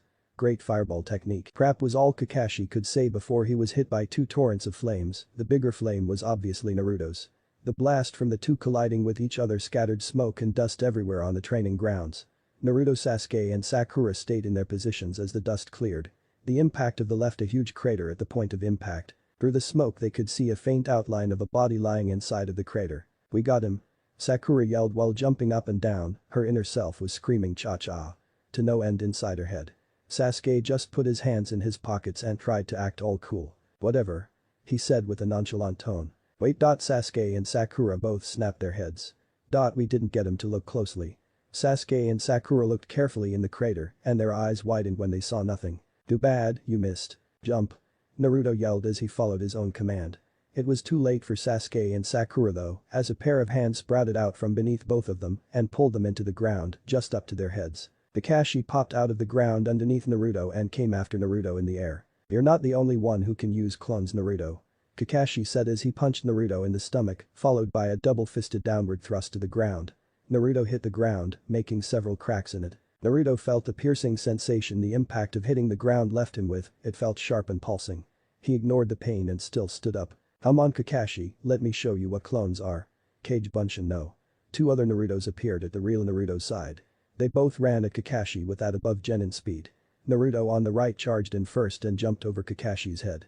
The Naruto on the left came in with a hard roundhouse, which was blocked by Kakashi. "Don't forget him," Naruto said as he pointed to the first clone in the air. "I didn't forget you, Naruto," Kakashi said as a clone of Kakashi erupted from the ground behind him and gave the Naruto clone in the air a clean uppercut, making him poof out of existence. The Kakashi clone then landed on the real one's shoulders and thrust it off of him. He then hit the Naruto in clone in front of him with fast knee to the face, making him disappear as well. "You see, Naruto, rushing into everything isn't the way to go. How about you think this over before come up with a plan first?" Kakashi said as his clone disappeared. "Naruto, I'm going to strike first now, it's the only time I will do this, so pay attention." Kakashi ran at Naruto with amazing speed. He grabbed Naruto's by his collar and brought him up to eye level. "What are you looking at, you creep?" Kakashi continued to look at Naruto with his one-eyed gaze. "Your eyes, they bring back memories. What the hell is that supposed to mean? How the hell could you have memories of me? I don't even know you that well." "It's nothing, Naruto, just nothing."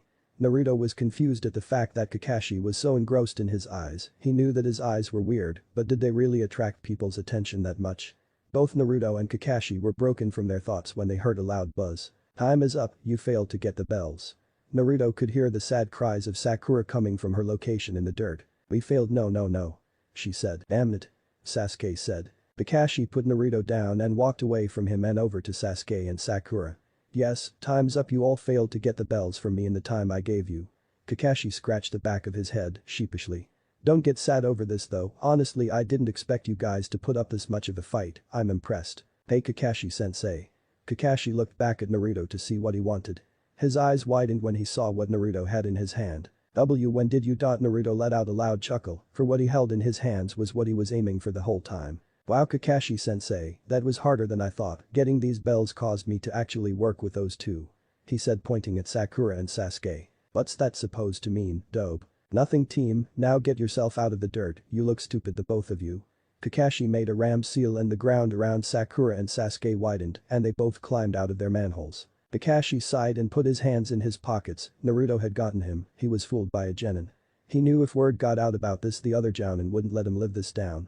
This was the first time a group of genin had passed his bell test, Kakashi was caught off guard and he had to accept it. Good job, but tell me when did you do it Naruto? Naruto, who had taken to walking over to Kakashi and the rest of his team, stuck his index finger out. Right after Sakura kicked you and right before Sasuke and I hit you with R. Kakashi scratched his chin trying to remember what happened before he went underground to escape the Gakakyu no. Explain. Kakashi said. Naruto waited until Sakura and Sasuke finished dusting themselves off and walked over to him and Kakashi before continuing. Remember that clone I had thrown a kunai towards Sasuke? Kakashi nodded and smiled when he realized what Naruto had done. He started to laugh. What's so funny Kakashi-sensei, what did Naruto do? Sakura asked. He rubbed the back of his head and turned to Sakura. I sent my clone to get them right before Kakashi dug underground. This guy over there. Naruto pointed to a tree and a clone of him jumped out. I told him to swipe the bells right after Kakashi got hit by Sakura-chan. Sakura honestly couldn't figure it out, she never saw a thing, all she saw was Kakashi go flying into the fire. Wow, I didn't see a thing, I never knew that Naruto was this strong, he actually seemed pretty cool when he was fighting with Sasuke, but no matter, Sasuke's my man. Okay well since Naruto got the bells from me, I guess you all pass. Let me ask you something though, do any of you know the actual meaning of this test? Teamwork. Naruto said. Wow you guys really did know, okay then you all pass, tomorrow we start our first mission. This test was an all-out success. Kakashi gave a big thumbs up to everyone. Now go and get something to eat, I know you're all hungry. Yay. Sasuke-kun do you want to go get some ramen together? Sakura asked with a blush. No. Sasuke said immediately as he walked away soon to be followed by Sakura. Naruto shook his head at Sakura's played-out attempt at getting a date with Sasuke. Just asking was never the way to go with a guy like Sasuke, then again he was Sasuke. Naruto, can you come with me for a second? I need to talk with you and the Hokage. Naruto turned to Kakashi. Whatever Kakashi-sensei. Naruto and Kakashi both stood in front of the Sandaime Hokage. They were in his office, and both Naruto and Sarutobi wore confused faces. Kakashi-sensei, why do I have to keep my eyes closed? This is really starting to piss me off. Now bear with it Naruto. Honestly Kakashi-sen I don't see the point in holding Naruto-kun's eyes closed. You'll see. Naruto opens your eyes. Naruto opened his eyes and rubbed them a couple times. Naruto looked at his surrogate grandfather. He raised his brow when he saw the expression on his face. Hey. What's wrong with you, what's up with that face? Naruto looked at the aged man in confusion. What? Naruto your eyes, they came back. Naruto zoomed in on this, the old man had said that his eyes had come back, meaning that he had seen them like this before. Naruto looked at Kakashi then he looked back at Sandaime. It seemed like Kakashi also knew about Naruto's eyes, this seemed like old news that had just resurfaced to them. Wait, they've come back. Ajayasen what's going on, you know about my eyes. He shook his head yes. Of course I do Naruto, and so does Kakashi-san. They're exactly like your father's. Naruto took a step back. My father? Yes, you may know him B. I know him. Kakashi and Sarutobi looked at Naruto in disbelief, Naruto couldn't have actually known his father. Your father is dead, Naruto, there is no way you could have known who he was. Kakashi said. I don't know him, but I know who he is, the Yondaime Hokage. More disbelief came when Naruto said this. Sandaime leaned forward on his desk and rubbed his temples. He looked down for a moment and then looked back up. His eyes made him seem a little angry. Naruto, who told you about your father? His voice seemed to shake. Kakashi sensed that he shouldn't say anything and backed away from the Hokage's desk as well. This information was top secret, no one above Anbu knew about your father's identity. Someone else did. Naruto said without a single hit of fear in his voice. Who was it? Naruto took a long pause before continuing, he figured that something as important as this could only be revealed in dead silence. The one that my father sealed away. Sarutobi's eyes stayed as they were, Kakashi's visible eye sprouted a couple inches. Was the one who told me, Kyuubi no Kitsune. Silence, silence from Kakashi, silence from Sarutobi, even silence from that loud-mouthed street merchant selling cabbage in the streets below. Naruto knew the Kyuubi. This whole time everyone who knew of it thought Naruto was oblivious to its existence inside of him. They were all wrong. Kakashi was the first to speak up, he broke the foreboding silence. Naruto, how long have you known? Since I was 6. Why didn't you tell me? Kakashi let out a sigh, he then walked over to the Hokage's desk and stood there so that he was facing Naruto. He looked at the Hokage, hoping for him to say something. I was going to wait until you were at least 15. Kakashi let out a sigh of relief. It's too late for that now. I suppose you're right, Kakashi-san. I'm afraid that I'm going to have to ask you to leave. Kakashi sighed and shrugged his shoulders. But I thought that. Sarutobi's eyes suddenly became very serious. Kakashi let out another one of those lazy sighs. I guess it can't be helped then. Report back, am I clear? Yes, Hokage-sama. Kakashi made a hand sign and gave Naruto a glance, he then disappeared in a plume of smoke. Naruto looked at the Hokage. Ajaisen. Your father was indeed Yondaime. It was him who sealed Kyuubi no Kitsune inside of you. He wished for me to tell you about this when you were old enough, but since you already know about it, there's no point in telling you. Let me ask you about this Naruto-kun, can you talk to it? Naruto waited for a second and then responded. Yes, I can talk to him freely, it is sort of a mental link between us. Sarutobi shook his head in an understanding way. I see, well seeing as you can do that I suppose there is no use hiding it from you any longer. Naruto raised his brow. Keeping what from me? The truth. The truth about Kyuubi and your father's legacy. Sit. Naruto did as he was told and took a chair from the back of the room and pulled up to the old man's desk. Your father gave me something before he gave his life to save the village. He also told me a grave secret. Naruto stayed still in his seat, he needed to hear this one, it was probably the most important moment of his life. So far. He leaned out of his seat as he waited for the Hokage to finish what he was saying. He told me. The secrets of his clan. Naruto's eyes widened. Clan, what was this about a clan? Naruto knew he had a father and perhaps a mother but a clan, impossible. Clan, what clan are you talking about? Sarutobi chuckled. What's so funny, what? Nothing, it's just the look on your face. Anyway. His facial expression changed to one of seriousness. His clan, the Namikaze clan. Naruto-kun, you aren't Naruto Uzumaki, you are Naruto Namikaze, the successor to the Namikaze clan and the lone survivor. Naruto's eyes widened, he never knew about any of this, Kyuubi didn't mention anything about. Maybe he didn't know. Naruto decided that it was not the time to contemplate on whether or not Kyuubi was hiding things from him. Ajaisen, what is it that he told you? Naruto-kun, your father told me of the one thing that led to the end of your clan, he told me of the existence of his Kekkei Genkai, your eyes. Sarutobi expected Naruto's next reaction. He knew how surprised the boy would be, and he was fully prepared to handle it. So my eyes are like this because I have a Kekkei Genkai. Naruto put his head down. Naruto-kun, I know that it's a lot to Naruto-kun. He stopped when he heard a sound coming from Naruto. It sounded like snickering. The snickering grew louder. Yes, this is so awesome, I have a Kekkei Genkai, this just makes me so much more awesome than I already am. So what's its name? Sarutobi just smiled at the boy's enthusiasm, this would have been a lot for most people to handle, but Naruto took it like it was a gift of some sort. Hey, didn't you hear me?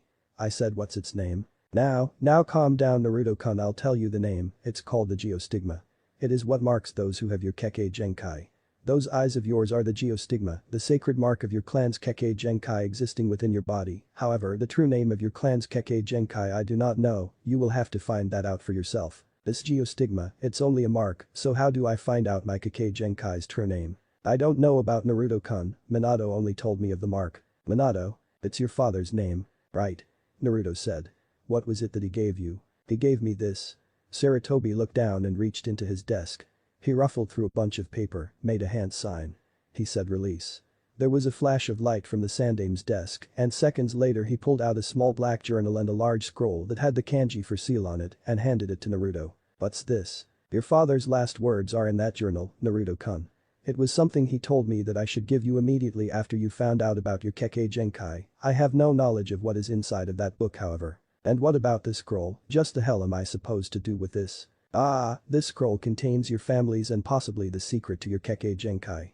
Minato told me that I shouldn't open it or else I would be done for, he said that only one with the Geostigma and his genes may open this scroll and no one else. Naruto looked down at the scroll and journal in his hand. He always wanted to know more about his father, and this might be his only chance. Naruto-kun, it would be best for you if you were to hide this from everyone. You mean the scroll and journal. Not only that but your true identity, no one should know that you are an amicus, resume your current alias as Naruto Uzumaki. Sure.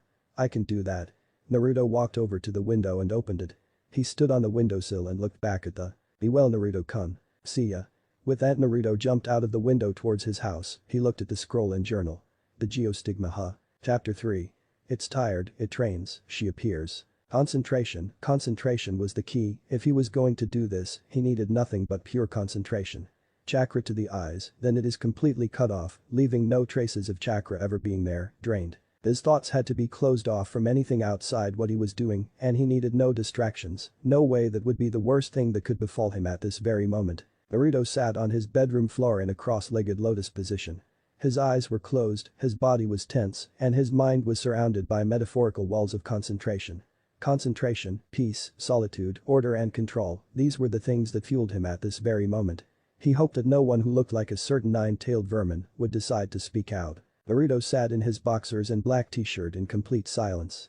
His forehead had various wrinkles on it due to his current hard concentration. Come on close already. Thought Naruto to himself. Why is this so hard? Naruto's breathing quickened in pace. All I have to do is pump chakra into my eyes, then immediately drain it from them. This should be a breeze for me. Naruto ruffled around in frustration from his seated position. Damn, why can't I do this? I'm exactly what my father told me to do in that journal. This is harder than it looks. Naruto went through the steps again in his head over and over. Force chakra into the eyes then drain it from them leaving not a trace. Naruto did exactly that and still could not get his Kekkei Genkai to activate. Man, I'm going to be in trouble if I don't learn how to deactivate this thing. How about you try. Nuo. Naruto screamed inside his head while breaking his concentration seconds after. That was one thing Naruto was counting on, for Kyuubi to keep his trap shut. Naruto couldn't stand that weird feeling that came into his head every time Kyuubi decided to speak through their mental link. Kyuubi, I told you not to say anything to me. You know I can't stand that weird feeling in my head, plus it broke my concentration you know.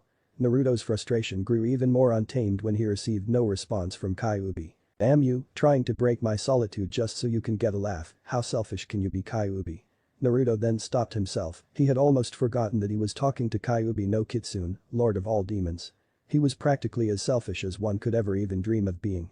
Although that didn't explain why he gave Naruto back his true self. Naruto sighed loudly and lay on the hardwood floor of his bedroom. I can't do this crap, how the hell am I supposed to deactivate this stupid mark thing? Father, you didn't explain it well enough. Naruto looked up at the ceiling of his room and played back the events of the day before, he saw them clearly. Waking up in the forest, Kakashi's bell test, the conversation he had with Ajayasen, it was all crystal clear. As if it had happened yesterday. Oh wait. I did. Naruto's mind then wandered over to what had happened when he got home yesterday. He began to clearly recap the events leading to what he was doing right now. Flashback, Naruto jumped in through the open window of his apartment and closed it securely. He ran around closing all the windows, then finally went to his room, slamming the door behind him and closing himself inside. He sat on his bed staring at the two items in his hand. One was the scroll, the other was the journal. Through all the silence that enveloped his room, he finally noticed that he was breathing heavily. Naruto had been in such a rush to get home that he didn't even bother to stop by Ichiraku's to get some ramen, he just kept running and rooftop hopping. The scroll and the journal were the most important things to him at that moment, believe it or not, Raymond couldn't even get Naruto to not go home, where he was alone. He actually wanted to be alone. Okay. I want to do this right away, before I do anything else. Priority 1 read this journal. Naruto placed a large scroll on a desk right beside his bed and kept the journal in his hand. Naruto looked at the journal with both anticipation and fear. Finally I'm going to know something of what my father was like, finally. Naruto said. He took the journal and tried to open it, but found no way to open it. There was a lock on it but no key. What, I can't open it, no, how am I supposed to read my father's last words to me?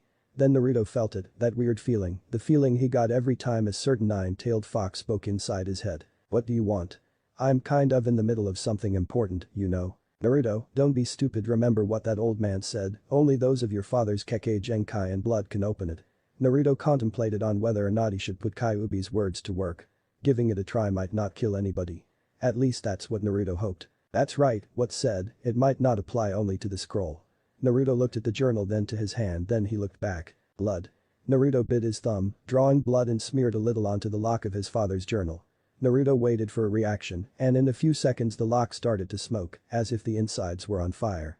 The smoke continued to lightly flow out of the lock until Naruto heard a loud click and the lock popped open, opening the journal itself and taking Naruto to the first page. Blood, it's powerful. He opened the book and began to read. It read, "To my son, Naruto, if you are reading this right now I'm dead. You are probably old enough to understand what is going on right now about the Kyuubi no Kitsune. You may not know what is going on or who is writing this, so I'll tell you my name. Minato Namikaze.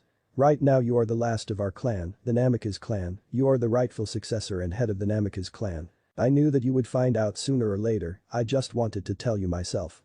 Naruto, you have the thing that led to our clan's downfall, the geostigma.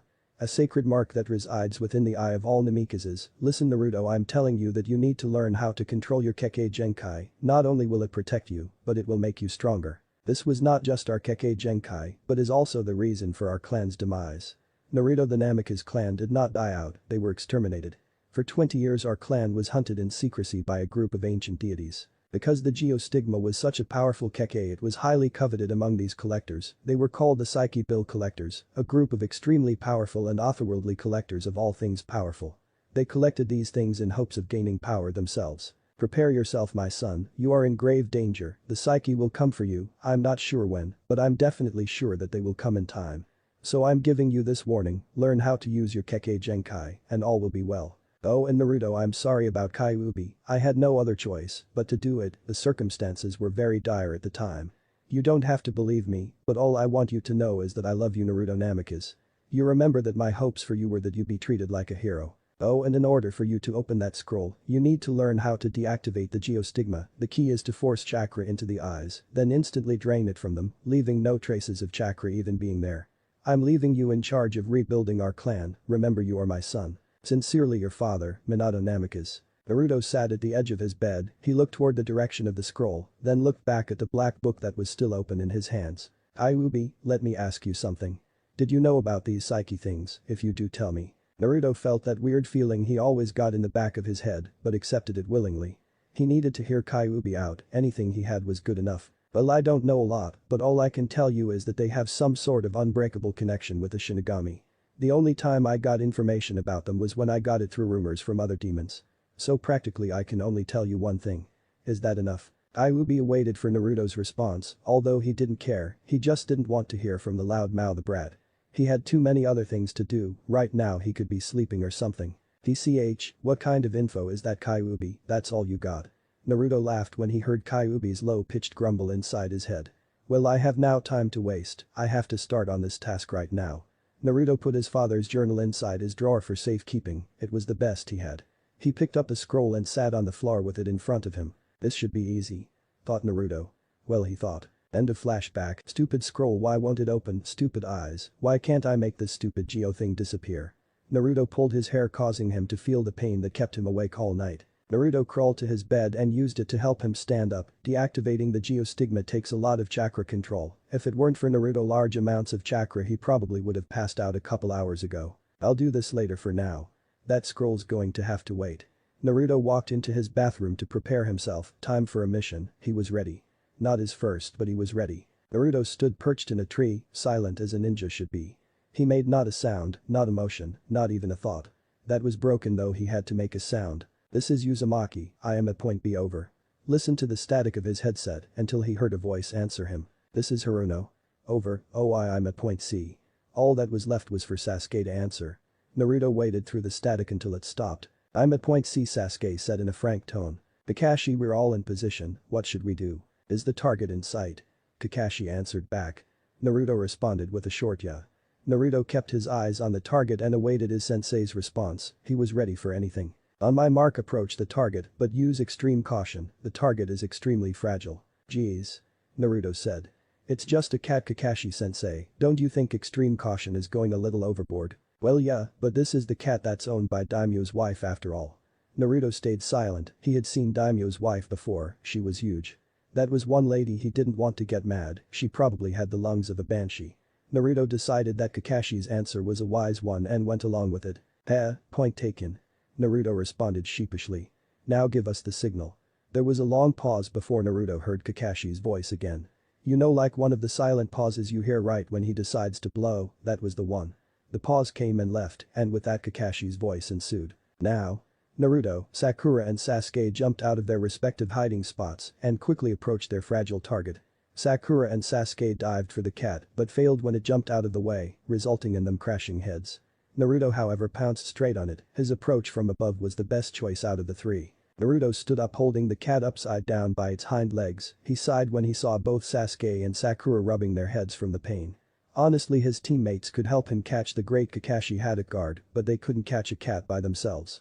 Useless. Naruto tapped his headset twice and fixed a mouthpiece before speaking into it. He turned away from his two teammates. Kakashi-sensei, the stupid cat has been captured and confirmed, there's a red ribbon on its right ear, this is definitely the stupid cat. He ignored the sound of the cat's hissing when he called it stupid, which he thought it was. He heard Kakashi's distinct voice ring in his ear. Okay, mission accomplished, return to the starting point so that I can report to the Hokage. Naruto responded with a short whatever. He turned around to Sasuke and Sakura. Bet up I know the headbang didn't hurt that badly so. Then Naruto stopped, then he thought about it, Sakura's forehead must have weighed at least a good 20 pounds, poor unfortunate Sasuke. Never mind. Naruto then hopped into a tree and looked back at them. Catch up. He yelled. He then brought the cat he was holding to eye level. Next time you run away you'd better be careful, I'll kill you next time. Naruto smiled in satisfaction when he heard the cat's hiss go down to something close to a dog's whimper. HMPH, maybe you're not so stupid after all. With that Naruto jumped off the branch and to his starting point. Naruto, Sakura and Sasuke stood inside the Hokage's office, all in a line with Kakashi in front of them. He stood facing the Hokage. Hokage-sama, the mission was a success, Lady Daimyo's cat was captured and is safely back in her possession. The old man responded with a nod. Okay, dismissed, Team 7 has no more missions for the day, you can all relax. Said the old man. Relax from what, all we did was find a stupid cat, for some lady. Sakura gasped at Naruto's belligerence. Naruto shows some respect to the Hokage, honestly. Naruto glared at Sakura, making her stop mid-sentence. Sakura felt the intent of his stare and she stopped herself from continuing. Lately Naruto had been glaring at her more and more and she wasn't too happy about it, but it's not like there was anything she could do about it. Naruto took his stare away from Sakura and put it back on the Hokage. Ajayi-san, why are you giving us such boring missions? Kakashi looked at Naruto. Naruto-kun, that's enough, it's only your first day and you don't have that much experience. It's only natural that you take on such low-rank missions. But Kakashi-sensei, D-rank missions, come on, don't you think we're stronger than that? That's not the point, Naruto, you're still inexperienced, so when the time is right, Naruto, you will get higher ranked missions. Naruto grumbled and crossed his arms. Whatever. He said as he walked out the door. Where are you going, Naruto? Sakura said. Naruto looked back at her. Well, Ajayi-san did say that we were dismissed. With that Naruto walked out of the room leaving everyone inside. As Naruto went through the hall he found a random window and jumped out of it to save some time. Flipped forward and put his feet on the side of the tower and then began to run down. It took Naruto a couple of seconds to run down the whole Hokage tower, but for some reason it seemed longer to him. These missions suck. Naruto yelled inside of his head as he made his way from the side of the tower and onto the actual street. Maybe some ramen would calm me down. That was one thing about Naruto that definitely didn't change, his love for ramen, that would probably never go away, no matter how much he changed. That was a fact. While Naruto walked along the streets towards the ramen bar, he saw the villagers glancing at him. If it had been 7 years back, Naruto still wouldn't have known why the villagers would stare at him like that. He was fully aware of the fact that they hated him because of his curse and blessing, Kyuubi no Kitsune. Before, the way they looked at him would usually make him cry, but now he didn't care when the villagers called him names and glared at him, he sometimes liked the looks of fear in their eyes. It made him feel powerful. That wasn't the kind of power that he wanted though, nonetheless he came to accept it. Hey look, it's the random villager stopped dead in his tracks when he saw Naruto stare at him. Loser, brat, trash, poor, the worst, he could take people calling him that, but the demon was one thing that he couldn't take, Kyuubi was the demon here, not him, he was just the container. A smile came to his face as his nose welcomed the familiar smell that always overwhelmed him every time he smelled it. The air smelled of miso pork ramen, his favorite. If the air smelled nice then he must have been close to the ramen bar. Naruto. What? Naruto said, ignoring the glares from the villagers and switching his attention to Kyuubi. What is it? You know, if you don't like these missions, how about you train? What, but I train all the time, how is that going to help? I've been training to prepare myself for these missions for like a week now and I have not even been on one that's worthwhile. Naruto heard the deep rumbling Kyuubi chuckle that Kyuubi would always do, he was obviously missing something.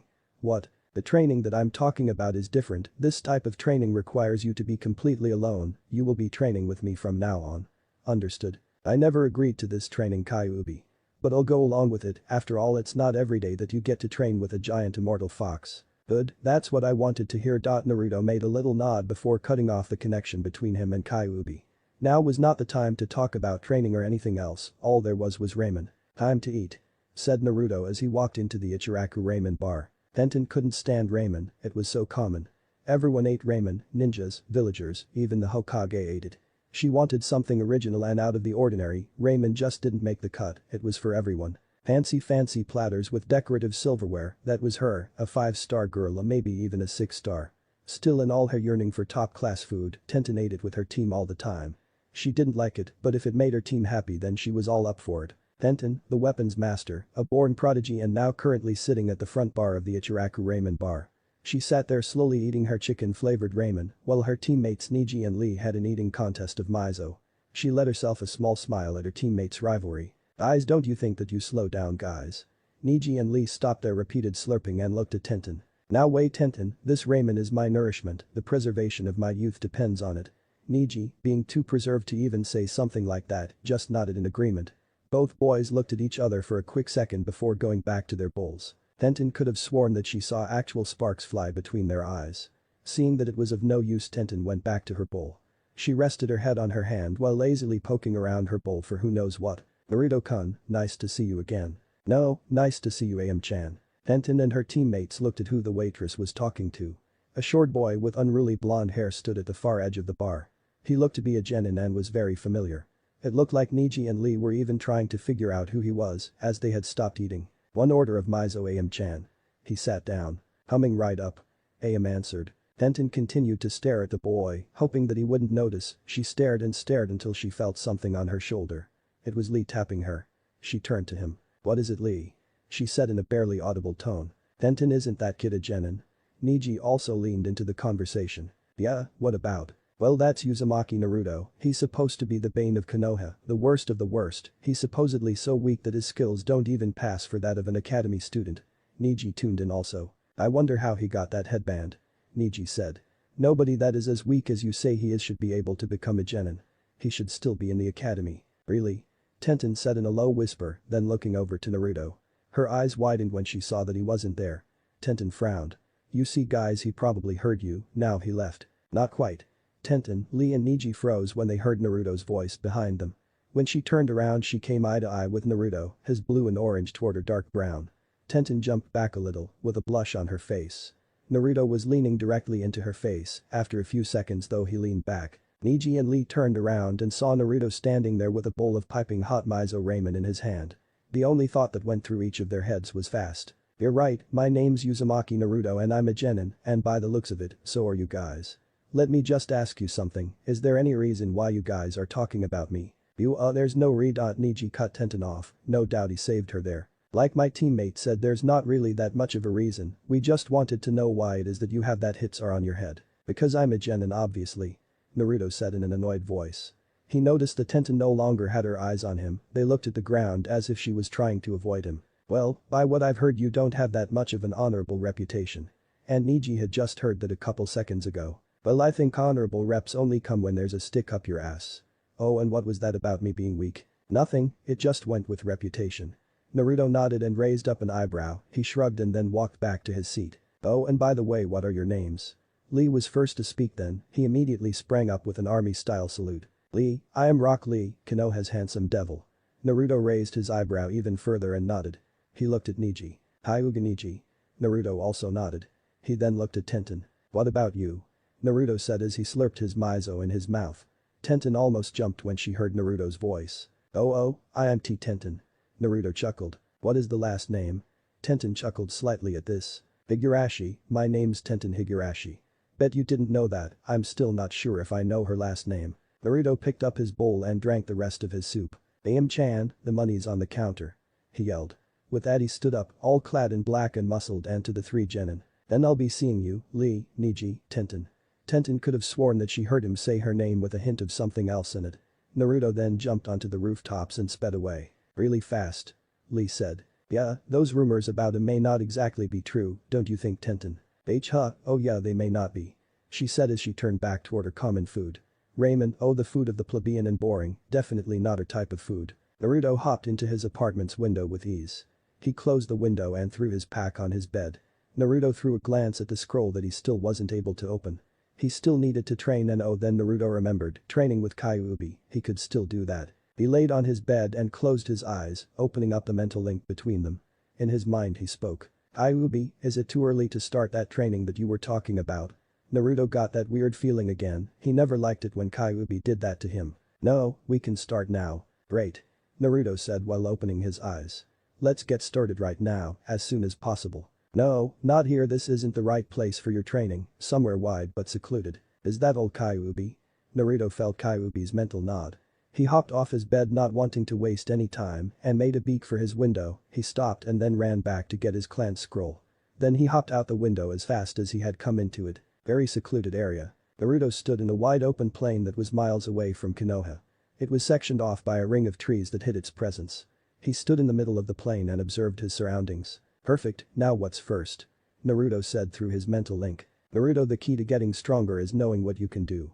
Training comes easier if you know what to train first, that is why I will tell you about elemental affinities. What are dot? Don't cut me off, like I was saying, all humans are born with something called an elemental affinity. It is a natural connection to nature's elements that all humans have, some connections are stronger than others.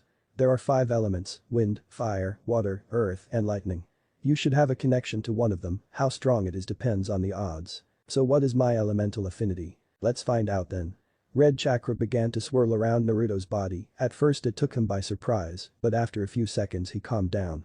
He raised his hands up to his face and observed the veil of crimson energy that surrounded them, it was almost as if the red energy was like a second skin. Naruto closed his eyes, enjoying the warm feeling that came from the red chakra. The trees gently blew with the rising breeze. Naruto could feel everything. What is this stuff? Is this mine, this chakra, is it all for me? No, it's my chakra and it's yours only if I will it to be. Oh. Naruto said in his fantastic state of semi-euphoria, the feeling that was somewhat close to that of ecstasy. So what are you doing to me?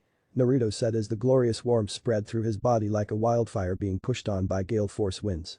Naruto could feel it, the power, the extrasensory, the feeling of invincibility. I just finished analyzing you. Then the feeling went away, in a split second it was gone as fast as it came. The winds died down, the trees no longer swayed with a non-existent breeze, Naruto returned from his state of semi-consciousness. It just left, much to the displeasure of Naruto. What happened? Why did you take the power away? Like I said, I finished analyzing you for your elemental affinities. Naruto, this is peculiar, normally someone of your age should not have this much of a connection with nature. You have more than one elemental connection. Is that bad? Kyuubi mentally shook his head. No, that's astounding, you actually have 3 elemental affinities, most don't even have that many. Naruto felt proud, getting praise from the great Kyuubi no Kitsune was a hard task, but Naruto got it by just being him. 1 element was what he expected, but 3, that was phenomenal, according to what Kyuubi was saying. So what are they? Wind, fire, and water.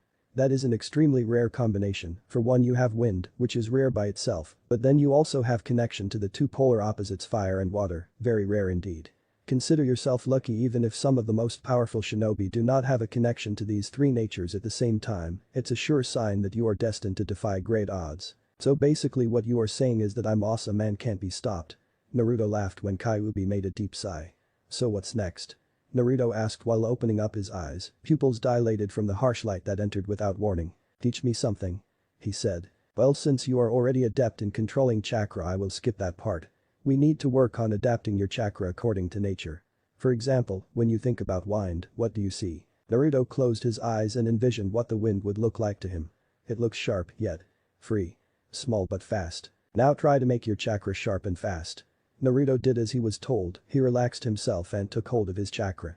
His chakra feet wide and spread out, but he concentrated to make it smaller and more accurate. A faint glow made its way around Naruto's body, it didn't move at all, it stood still, no tiny wiggle, just still. Sharp. Can you feel it? Naruto nodded. He had felt his chakra before, but this new feeling was great, the feeling of being on point, accurate, fast, sharp. But now I have it for you, something that I learned a couple decades back. It is purely wind-natured. I want you to hit the tree behind you with it. What's its name? I'll tell you, but you have to hear it for yourself. At first Naruto was confused, but in a split second he understood what the fox meant. With an intake of breath Naruto concentrated, cleared his mind and focused his chakra to a point. He opened his eyes and spun around, yelling out. Fuetin. Hira Repu no, wind release. Gale Palm Technique, a huge blast of chakra erupted from Naruto's palm, taking the form of gale force wind, hitting the tree behind him and ripping it out of its roots and off the ground. 2 other trees were caught in the crossfire, but they did not fly off, they only leaned to the side a bit. Whoa, that's the power of wind. Yeah, do you feel it? Can you do it again? Are adept at it, if not will you be? Naruto answered a simple yes. Then prove it to me, look up. Naruto looked up and saw a bunch of leaves gently descending to the ground. Cut 3 of those before they hit the ground. Easy. He concentrated, the wind picked up, his chakra acquitted itself, he extended his palm upward, and in no time what used to be 3 leaves was now 9. Is that enough? But you understand, but let me tell you I shall not teach any more based on wind. You have to figure it out for yourself, remember to keep your chakra sharp and clean. On to your second affinity, fire, you already know but I shall teach you one more, but first you need to know how to adapt your chakra to be in sync with the element fire. Flare your chakra, make it fierce and wild, let it run rampant. A small faint glow around Naruto began to grow brighter, the sharp field transformed itself into a wild, fierce, and powerful. Flaring his chakra even more, Naruto brought his hands out in front of him and smirked. You mean like this right? Kyuubi responded positively. In order to do this you will have to gather chakra into your hand. And flare, but immediately contain it. It's a close-range fire style. Here it is, I want you to hit the ground with it, let it explode on contact. Naruto ran and jumped in the air and set his eyes on the ground below him. He gathered chakra into his right fist, making it erupt in a swirl of red flames. Naruto pivoted into a free-falling position and dropped towards the ground. His inferno at hand grew even more violent. Pain. Kabushi Dai no Jutsu. Fire release. Great palm technique. Almost there. He further compacted his chakra in his hand so that it looked like his whole arm might explode at any second. He was now yards from the ground, he struck. Now. He let all of his compacted chakra go loose on impact with the floor. The result was a huge 20-foot crater, he was in the middle of the huge scorched crater. He smelled of smoke and had burned his left hand. Ow, my hand but Naruto stopped when his hand immediately began to heal itself. Never mind. He said. What else do you have? Finally I have a water style for you. Unlike the other 2, this one actually requires hand signs, so it may be harder to execute than the other 2. By what you've read in the scroll of sealing, I suppose that you know the hand signs to the water fang projectile. Yeah, I do. Naruto began to understand what Kyuubi was saying, but then he got confused. How the hell was he supposed to do a water drill when there wasn't any water? Maybe. Naruto began to rapidly make hand signs. Sugaden. Water release. Water fang projectile. Water Naruto expected were for 2 drill-like tendrils of water to come out of nowhere, but what he got was nothing, no moisture, not a single drop of it, not even some water vapor. Maybe I can't do it just yet. Naruto said as he huffed.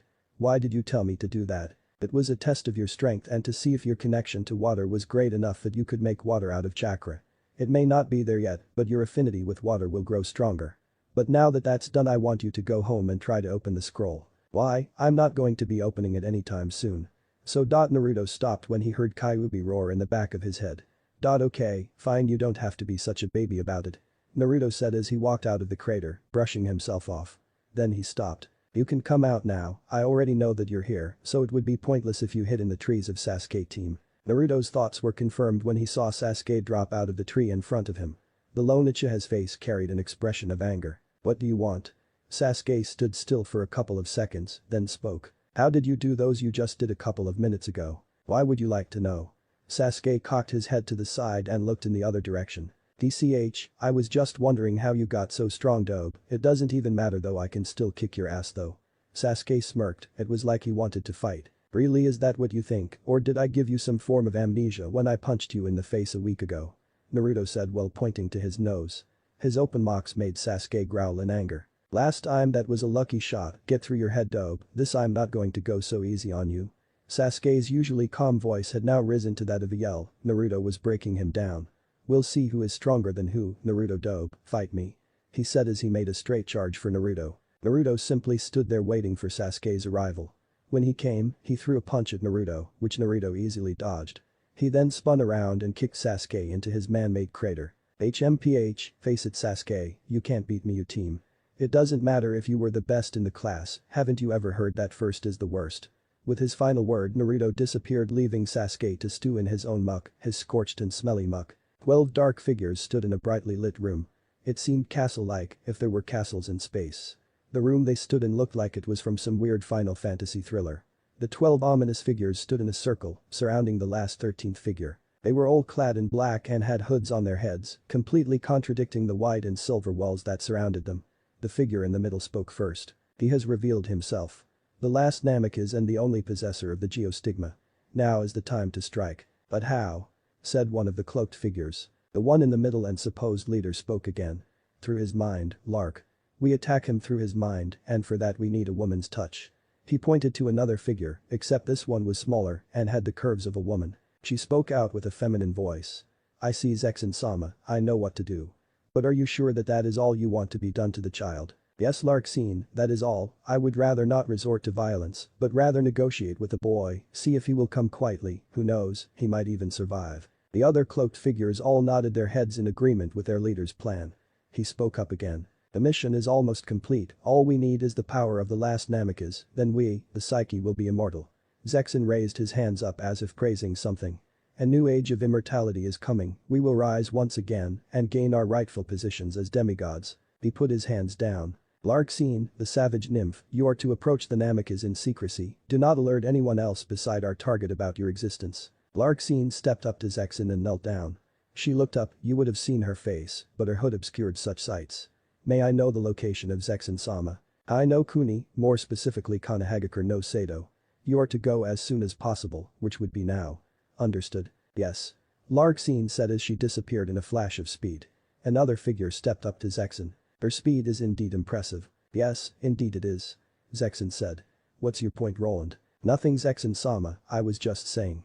Roland said as he stepped back into the circle that was now reduced to 11 members instead of 12. Good. Zexin said. Dismissed. All of the cloaked figures. The Psyche all bowed at once and walked away in their separate directions, leaving Zexin alone inside the bright room.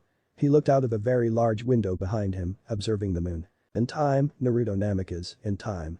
With that, Zexin stuck his finger into thin air and opened up what seemed to be like a portal of dark chakra. It was roughly square and there were tiny sparks coming from its sides. With that, Zexin walked into the portal. All that could be heard was his cold chuckle dying out as the portal closed behind him. There was a snap and the brightly lit room seemed to just shut down completely, the lights went off and what was once brilliant light became pitch blackness. A hooded female figure moved through the dark forest with amazing speed. She sped along the canopy with ease, looking only in one direction, Kanehagakure no Sado. Target, almost reached. She said, not even bothering to stop to rest. After a few minutes in the forest, the scenery changed from trees to Konoha. The hooded female stood at the edge of a cliff, looking at the border of Konoha. Nice village.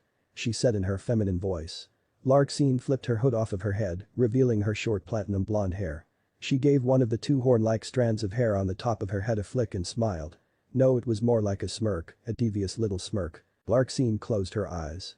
A pulse of chakra emanated from her and in an instant she opened her eyes. Found you, Namekas. She said in a song-like tune. Found you. Chapter 4. She visits, she infiltrates, he figured it out. She looked at him with lust on the mind. His sweat-covered body, his hard features, those unique eyes of his that always captivated her at a moment's notice. He played with her hair as she did him, over and over, then they'd switch. When it was over they would lay down and stare at each other, trading words such as I love you and you're so beautiful. She lay her head on his hard chest and he sighed with the tingling touch of her dark hair. He would hold her body in a tight embrace and whisper that he loved her and she would sigh from his warm breath on her earlobe. I love you. He would say. I love you too. She would say, in her sweet feminine voice that always turned him on, it was the same reaction she gave him whenever he spoke with his masculine one. They would sit there after what seemed like an eternity and then go at it again and again and again until they were fully satisfied. Staring at each other's eyes was enough for them after that, that's all they wanted to do at that point. Just stop and stare, and when their eyes met, they would intertwine their hands. Talking with such low voices that not even a person who was in the room with them would hear their conversation, it was just the two of them in their own little world called the bedroom. His blue and orange eyes locked onto her white ones, and vice versa. He called her perfect in every way and she would giggle at his flattering comments and then reward him with a kiss, one that they both won. Turn-ons, the thing that usually led to their overnight love sessions, always a crowd pleasure for them. She would hold onto him tight as he crawled out of the bed, saying that he would be back in a few minutes. Then she would watch him go out of her room and into the bathroom, being epitome of her perfect man. Strong, handsome, optimistic, a believer. And the big boy was big, he satisfied her every time they wrestled under the covers, he treated her right. What more could she ask for? He was all she wanted, all she needed, him and nothing more. The knob to her bathroom would click and turn open, and he would come walking out, fully naked and with a smile on his face, and glued to his package were none other but her wide eyes, but they would quickly go up to his face again. He was everything she could wish for in a boyfriend. Too bad she couldn't have him though, too bad he wasn't her boyfriend. Hyuga Hinata's eyes snapped open. Looked around in the confines of her own room, good thing it was her room. The Hyuga heiress felt her face, it felt warm, hot even. Shuffling in bed, Hinata put her back against the wall at the head of her bed. Through all of her squirming she felt something wet in her sheets, between her legs. Hinata lifted up her covers to find that her panties were soaked and it wasn't water that was in them. Not again. She said with a sad sigh. She had been having the same dream over and over each night and they were always about a certain Uzumaki Naruto. She got up and inspected her cover to see if she might have soaked them as well, but all was well, as they were dry. Left drawer in her dresser, that's where she kept all of her underwear, and that's where she went, opening it and getting a new pair of underwear, while tossing the old wet ones in a basket full of dirty clothes, making sure that she put those ones at the bottom of the basket. Her mouth sounded off another sad sigh as she slipped on her new dry underwear. He was her perfect man, except he had one fatal flaw in him that no other girl saw in him. To the young Hyuga heiress Uzumaki Naruto was unobtainable. Naruto-kun. She said as she lay back in her bed, the pale moonlight making her face glow and further intensifying how love-stricken she had become over her perfect man. I'm going to erase your flaw and I'll be your G-girlfriend. Then the pale-eyed girl slowly drifted off to sleep, beginning to once again dream of her unobtainable prize. You love him, don't you? Hinata's eyes opened once again. She could have sworn that she heard a girl's voice, but she labeled it as a figment of her imagination. You want to be with him, right? The voice came again, this time a little louder. Who are you, what do you want? Hinata pulled her sheets up past her nose so that her covers left enough room for her to see. The one you want, I can help you be with him. Hinata's eyes widened at what the low female voice said. Hinata may not have known who the girl was but if she would help her get to Naruto, then she couldn't be there to hurt her. The thing is, who was she? Where are you? The girl's voice sounded like it was everywhere, ghost-like, in her head. Hinata decided to show some courage and inched her covers away from her face and brought them down to her chest. I'm here in front of you to activate your bloodline. Hinata did as she was told to by the female apparition and activated her family's Kekkei Genkai, the Byakugan. Making the proper hand signs, Hinata's eyes suddenly became surrounded by bulging veins, a trait only for those of the Hyuga family. Her eyes were as wide as saucers when she who was in front of her. Somehow, standing right in front of her, not hidden from the unique vision of the Byakugan, was chakra. Simply chakra, it was standing right in front of her. She quickly inched backward as she let out a series of gasps and hard breaths. Don't be afraid. Hinata tried not to be afraid, she tried looking directly at the floating energy source, but couldn't. Her body wouldn't do as she commanded it to, her mind told her to look, but her fear would not let her body cease its shaking. As she continued to shake and look away from the chakra and it came closer. Don't come any closer. She said in a low and scared whisper. Why are you here? Her eyes began to tear up from the overwhelming fear that hit them. There was a long silence, as if the world had been put on pause. I'm here to help get to the one you love. I'm on a mission to ensure your happiness. Wah. She heard a quick shush from the suspended chakra in front of her. Say no more, only what I ask. I am an angel, I was sent by the almighty Kami, here to ensure that you are happy. He has noticed something in you, your everlasting love for a certain boy, even though he was shunned by society, and yet you try to acknowledge him, that is something Kami feels should not go on unrewarded. Knowing that she had just been visited by a divine being, Hinata still could not stop shaking. She knew that angels never meant any harm, they were pure beings, but for some reason Hinata couldn't stop being afraid. So you're going to help me? Yes. Oh okay, I'll accept it then. Thank you, young child. But before I said you tell your name first and who you love. Hinata wiped the tears from her face and found the courage to look directly at the angel. After a few sniffles of relief she spoke. Hyuga Hinata, and I love you Uzumaki and Naruto. Good. The angel of chakra said. Now, hold out your hand. Hinata reluctantly stuck out her hand to the female force of chakra. Touch me. Hinata did as she was told and touched the chakra, and in what seemed like an instant the angel was gone in a vibrant flash of light. Hinata rubbed her eyes and blinked several times in confusion. The angel Sama, where are you? In here. She said in her graceful voice. Inside of you, I will not do everything for you, I'm only here to guide you, Hinata-chan. Hinata nodded and laid back in her bed. Angel Sama, is there anything that you would like for me to call you while you are here? Angel is perfect for now, as I cannot tell you my real name. Oh, and Hinata-chan, don't tell anyone about my existence. Hinata nodded once again before she closed her eyes and went on to resume her previously interrupted fantasies of her perfect man. The activation, it seemed impossible, in Naruto's eyes. It simply couldn't be done for some reason. That's what the blonde nin seemed to think, well before he actually did it. It was something that he thought that he would never do, but a giant nine-tailed fox's training would always help a person through their troubles if they accepted it. The feeling of pride raced through Naruto every being as he stared at his reflection in the mirror. It was great to be back, but if Naruto had to be honest, he liked his original eyes better. They were more unique, orange and blue eyes suited him better than just regular old blue ones. Now my eyes look normal again. Naruto said with a bored sigh, has already faded away. How boring. You know Kyuubi. I thought that I would be glad when I finally deactivated my geostigma, but actually having normal eyes sucks. He thought as he flashed his Kekkei Genkai on and off in front of his bedroom mirror. Normal, unique, normal, unique. Definitely unique. My eyes look way better with the geostigma on. Naruto said as he openly expressed his opinion on his bloodline limit to Kyuubi. Naruto continued to deactivate and reactivate his Kekkei Genkai, constantly replaying the effects it had on his eyes. Naruto, you said that you wouldn't open the scroll yesterday because it was late and you had just learned to control your Kekkei Genkai, but here's a suggestion, how about you stop fucking around and open the scroll already. Naruto jumped back from the mirror at the sound of Kyuubi's demonic voice. Okay, I'll open it. Jeez. Naruto flashed his eyes on and off on final time before walking off to his room to get the scroll. Bottom drawer, underneath the underwear if I remember correctly. Naruto said as he opened his drawers, digging through new and old pairs of boxers. Through the feel of soft linen his hand hit something hard, the scroll. But the satisfactory sigh, Naruto picked up the scroll and tossed it onto his bed. He looked at it and opened up his mental link with Kyuubi. Hey Kyuubi, are you ready for this? He felt something of a mental nod come from the fox. Alright, check this out.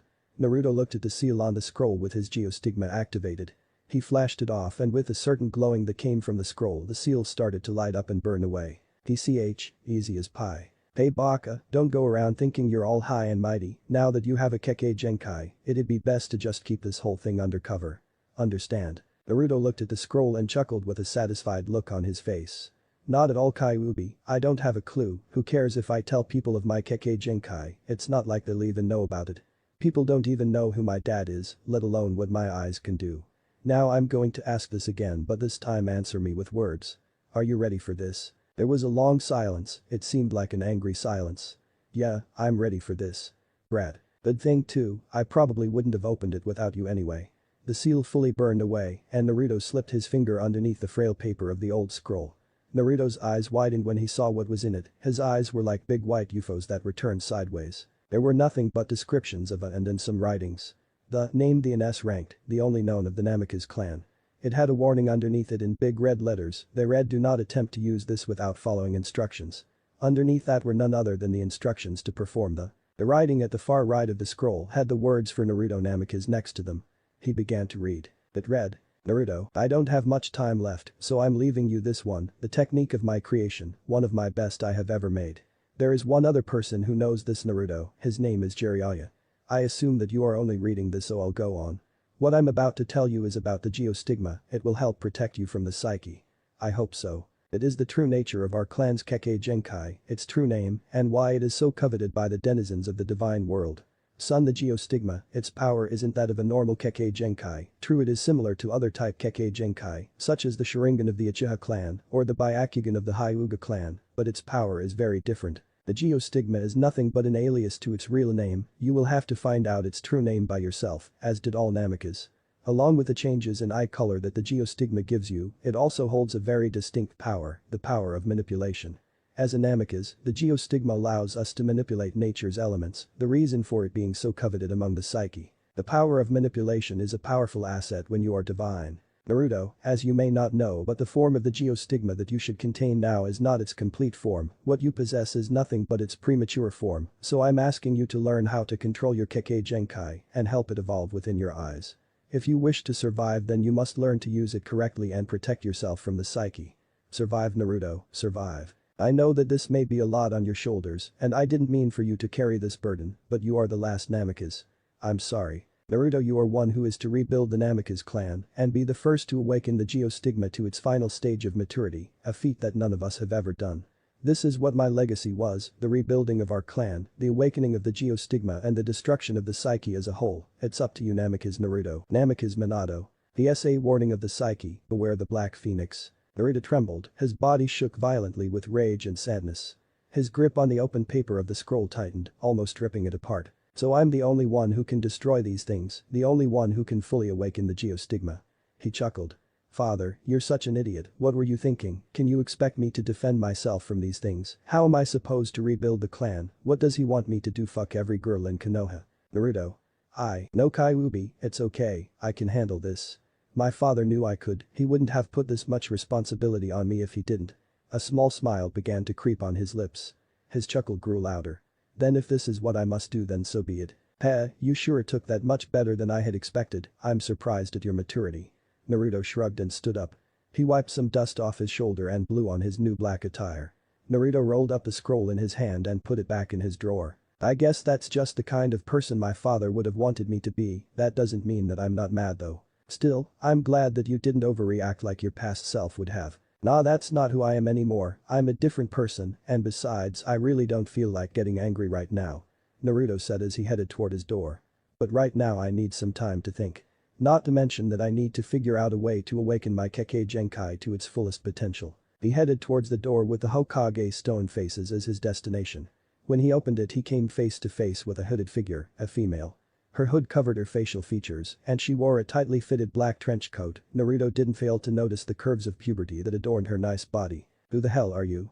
She said nothing, she only walked forward, trying to enter his apartment, but Naruto blocked her and fixed an annoyed glare on her. You know it's impolite to just try to walk into a person's house without introducing yourself, so how about you answer my question, who the hell are you? She giggled and brought her hand up to Naruto's chest, but Naruto caught it. What the hell do you think you're doing, what do you think I'm dumb or something? If you're going to try to attack me you'd better learn to conceal your chakra better, since I got up this morning I've felt it flaring. The hooded female gave a short gasp of shock and then laughed again. Naruto's eyes widened when he was blown back into his apartment by an invisible force. She walked in and took off her hood. You old bitch, you'll pay for that. Old bitch, I'll have you know that I'm only 13 and I'm not a bitch. She pulled off her hood, revealing short blonde hair that had two horn-like stripes of hair that stuck out when she took off her hood, and green eyes that rivaled the luster of Haruno Sakura's green orbs. Hey, I may not like that bitch named Sakura, but she's got great eyes. She walked up to a still prone Naruto and picked him up by the nape of his jacket's collar in a sheer display of strength. The blonde stared at him with blazing emerald green eyes, not to mention that her face had a blush that could compete with Hyuga Hinata's. Why you? Who do you think is calling me an old bitch? If you weren't an Amikaze I'd. Naruto grabbed her hand and shoved her off. How did you know I was an Amikaze? Naruto was in a state of shock, nobody but Kakashi and the Jiasen were supposed to know about his identity as an Amikaze. Now Naruto really wanted to know who this person was. She didn't seem to be a Konoha nin, she didn't seem to be a nin at all, she didn't even wear a hit I8. She could have been a nuke nin from some distant place like Sun or something, but she just didn't seem to play the part. Our leader told us, actually we all know who you are and I've been sent here to retrieve you. You may not know who I am, but I. Psyche. The blonde girl's confident smirk left her face after Naruto said those words. What? I said Psyche, an organization of powerful and ruthless hunters, or should I say collectors, that once hunted down the revered Namikaze clan and exterminated us in secrecy. You desired our Kekkei Genkai, and now I suppose you're here to finish the job. She stood in front of Naruto with an impressed expression on her face. Wow. She said, I guess you do know who I am. It doesn't matter though, you're still going to have to come with me. Hey, what's so funny? She moved her face closer to Naruto's, earning her an annoyed blush from his impassive smile. Nothing really that funny, but I was just thinking that you're really inattentive for someone in the psyche. The blonde girl's eyes widened when she felt a hand on her shoulder. She turned her head around to see another Naruto about to come down on her with a kunai. Gotcha. He said, but before the Naruto clone could make contact with her she disappeared, throwing him off balance and making him almost hit the real Naruto. She reappeared in front of his door and shut it closed and locked it. She put her hands on her hips. Now it is quiet and comes with me, I would rather avoid fighting. You get the point. Naruto smirked while his shadow clone dispersed. You may not want to fight but I do. He stuck his hand out and gathered his chakra. First tell me your name. She sighed and rolled her eyes. Like it really matters, but since you want to hear the name of the person who takes you in I'll tell you. I am Larxene, the savage nymph of the psyche, please meet your acquaintance. She said as she gave Naruto a curt bow. Bud, Fuetin. Repashu. Wind release. Gale wind palm. A blast of chakra-converted air blasted out of Naruto's open hand and hit Larxene head-on, blasting her through the closed door of Naruto's apartment and making her crash onto the streets below. Naruto ran full speed and jumped out of his house after her. "Son of a bitch," she said as she backflipped and landed on her feet and looked up at the still falling Naruto. "That's Naruto to you, tramp," he said as he spun his body forward doing several front flips into a high-flying axe kick onto the blonde Psyche member. "Take this." But Naruto's plan failed as Larxene grabbed his foot and seemingly absorbed the impact of his high-risk maneuver and made the ground beneath crack from the force of Naruto's kick. She pulled Naruto's leg down and gave Naruto a powerful headbutt, keeping him suspended in the air for a little longer. "That's not going to work, Namikaze." She then punched Naruto into the air. She then disappeared and kicked him back down into the ground. "Damn you," Naruto said as he spit up blood. Watched Larxene hit the ground with grace. He stood up and flashed his Kekkei Genkai on. He suddenly felt his chakra begin to surge. "Is that the geostigma?" Larxene thought as she watched Naruto's eye color change from blue to blue and orange. "This may get sticky. Why did Masters Exen send me to capture this kid? I'm the weakest member and besides I just joined this organization. What am I thinking? I can take this guy, no matter how good looking he is." Larxene stared at Naruto's eyes with a blush. Naruto smirked and then disappeared. Larxene's green eyes widened as she stumbled back in surprise. She felt a great force on her back and was lifted up in the air. She yelled in pain from the force of Naruto's punch that was soon followed by a crushing elbow that sent her towards the ground. "Heitan.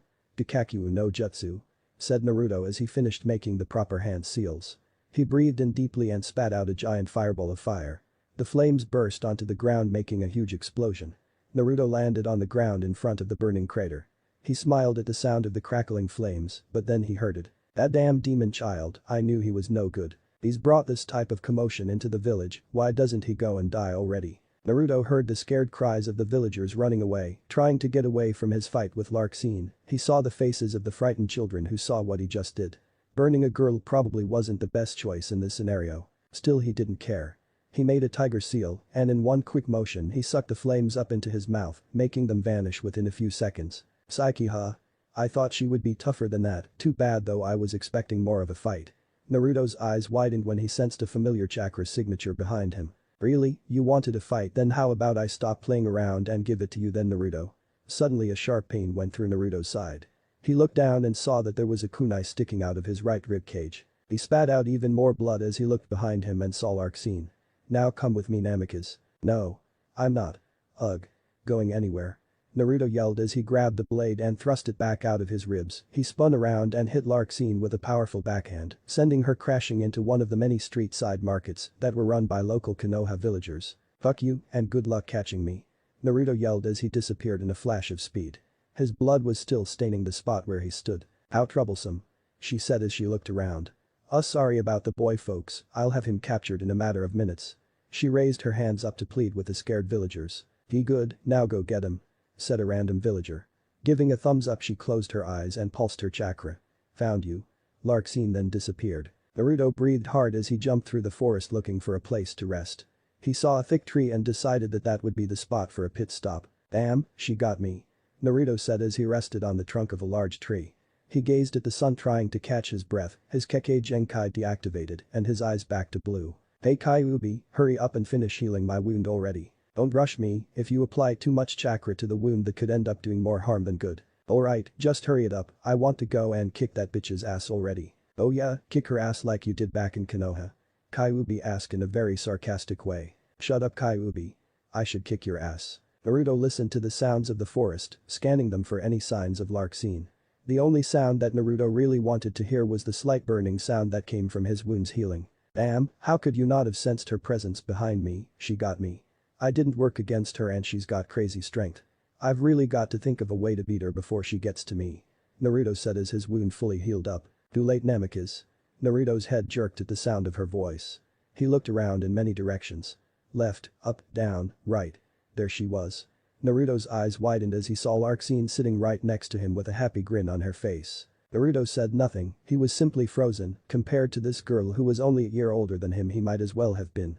Her speed made Naruto look like a slug. "H, how fast are you?" "I don't know, how about you help me figure that out?" Larxene said as she backhanded him into the tree he was against. That backhand was soon followed by a swift left punch that Naruto barely evaded by ducking. She then spun around and attempted to hit him with a spinning back kick, but Naruto dodged by jumping up, sticking to the side of the tree with her under him. Don't run. Larksin went after Naruto, but he jumped out of the way. He then flipped over so that he was upside down facing her. He then started to make many hand seals. Atapa. Wind release. Great breakthrough. Naruto brought his hand to his mouth and took in a deep breath. He blew out a huge gust at Larksin. It would have done a lot of damage if it had hit her, but unfortunately for Naruto, Larksin was already gone. Naruto watched as his blast of air destroyed the tree and ripped it to pieces. Too bad you missed. She said from behind him. Before Naruto could react, she grabbed his arms and placed them at his side. She then went into a suicide lotus-style pile driver. As both of them fell down, they gained speed, going faster and faster. Damn. Naruto thought he made a reach for his kunai pouch, grabbing 2 kunai out of it, but it was too late, and the hard ground was his inevitable destination. No. Bye-bye. Both blondes hit the ground with terrible force, scattering dust and rock everywhere, the end result a huge crater made by the force of their impact. There was a huge plume of dust in the air. By the looks of the crash, it seemed as if both blondes had been injured by the suicidal move, but that idea was gone as Larksin jumped back out of the smoke. She waited for the dust to clear. I hope I didn't kill him, Master Exen would be furious with me if I did. She held her breath in hopes of Naruto not being dead, but when the dust settled, her eyebrows rose in shock when she saw Naruto seemingly floating in the air inches above the ground. He held onto a thin piece of string in both of his hands. It looked like he was hanging by something invisible. She looked at where his hands were pointed and saw 2 kunai lodged into the side of 2 trees. Connected to them were 2 strings of thread, the same 2 that Naruto was holding onto. Larksin gasped at her newfound revelation. Naruto hadn't taken any damage at all. He flicked 2 kunai out at the last moment, and using the string that was attached to them, he pulled himself up, forcing her to let go of him at the last second and making her take all of the damage. It was a smart plan, Larksin would have to admit that, but it got her mad that he actually pulled it off. Why you? This is an outrage. Naruto looked at her and let go of his 2 strings, letting himself fall into the crater. Man, that's some tough thread. Naruto said as he landed on his feet.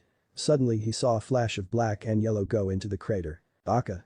Baka, you think you're so smart coming up with that plan to escape my attack? Well, I have you know that I've got much more energy than that, so a little fall like that won't damage my body. Larksin circled Naruto over and over, creating afterimages of herself and making it look like there's more than one of her. Naruto frantically looked around trying to figure out which one was the real Larksin. You see, Naruto Namikaze, you can't beat my speed.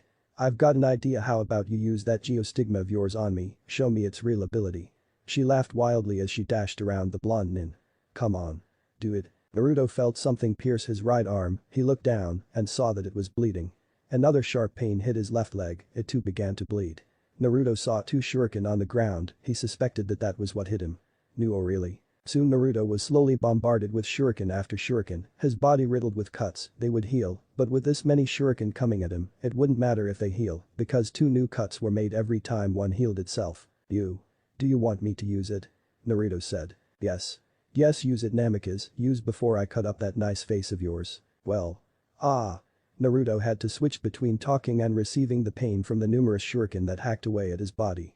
I can't really use it that much, I don't even know what it does. When I use it gives me a boost in chakra, but other than that I have no idea what to do with it. Larksin stopped circling Naruto and stopped right in front of him. She grabbed him by his collar and picked him up like before. What do you mean that you can't use it? Then what's the point of you being an Namikaze? Naruto stared into the eyes of his female opponent, then he remembered what that letter had said, the true nature of the geostigma, manipulators. That's what the Namikaze were, manipulators of elements. The Namikaze and their ability to manipulate nature in every aspect and form. He looked down at the ground and moved his hand while flashing his Kekkei Genkai on. What are you doing? Larksin asked, not aware of what was about to happen to her. He moved his finger upward and a tiny segment of the ground moved with it. His eyes began to move, the orange tint that came from his pupil became an orange ring that circled his entire pupil. Not failing to notice this, Larksin let go of him and backed away cautiously. Answer me, what are you doing with those eyes? Her voice was shaky, afraid. Naruto saw this and smiled. I said that I didn't know what these eyes of mine did. Well, guess what? I just found out. Naruto threw a punch in the air and a rock burst out of the ground in front of Larksin and smashed into her, ramming her into a tree before finally breaking from impact. She let out a little squeak at the pain and fell to her hands and her knees. Elemental manipulators, the true nature of the Namikaze and their Kekkei Genkai. We use our special chakra to manipulate the many aspects of nature and all its elements. Larksin shakily got up and faced Naruto. She had gotten cut badly by a sharp piece of bark and was bleeding badly. If What you say is true and you just learned how to utilize its potential only seconds ago, then why is it that you can use it so well? Naruto laughed while holding his head high in an arrogant snobby fashion. Well, since you want to know, I'll tell you, the thing is. My chakra is extremely flexible, giving me advanced chakra control, and as you can see, learning something that would usually take days to learn will only take a day or even less, depending on what it is. Naruto stomped on the ground, and another rock pillar burst out of the ground, hitting Larxene in the stomach and knocking her into the air. If I can manipulate earth, how about fire? Let your chakra flare, enrage it, make it feral. Naruto sucked in a deep breath, he felt the heat rising in himself and his chakra. He blew out a large torrent of red flames, sending them straight for Larxene. Larxene watched as the flames rushed in closer to her cloaked body. The bright flames illuminated her emerald eyes, brightened her skin, beauty before death was what Larxene had just become. She saw just beyond the corner of the flame, Naruto standing there waiting for it to burn her flesh off. She closed her eyes waiting to feel the heat of the boy's attack. "Damn," she said, but when she opened her eyes to see the flames that meant her doom, they widened. The brightly torrent of fire that had once come after her was gone and she began to fall. Only to be caught in the hands of Naruto. But why didn't you kill me?"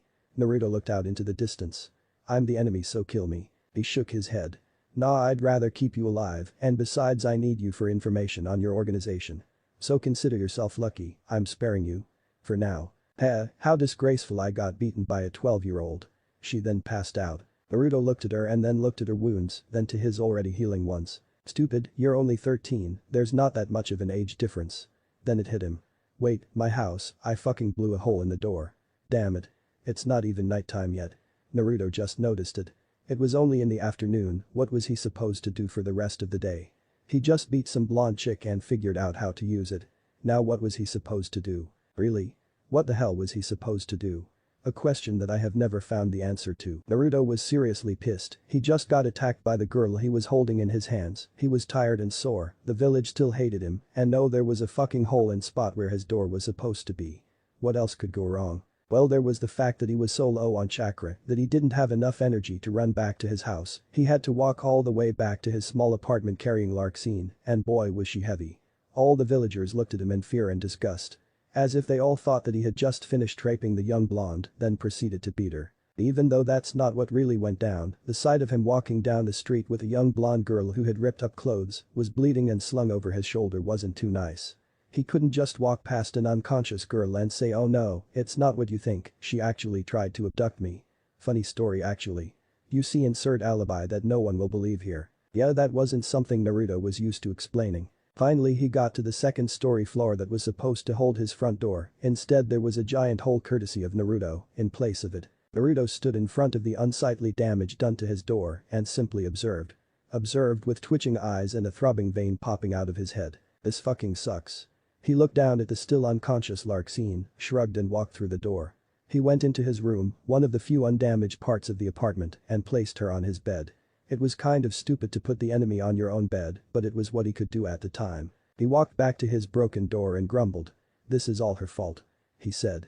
Now all Naruto needed to do was interrogate Larxene about the psyche, and he could let her go or kill her if he felt like it. Plus he also had a plus-sized hole where his door was supposed to be. Yeah.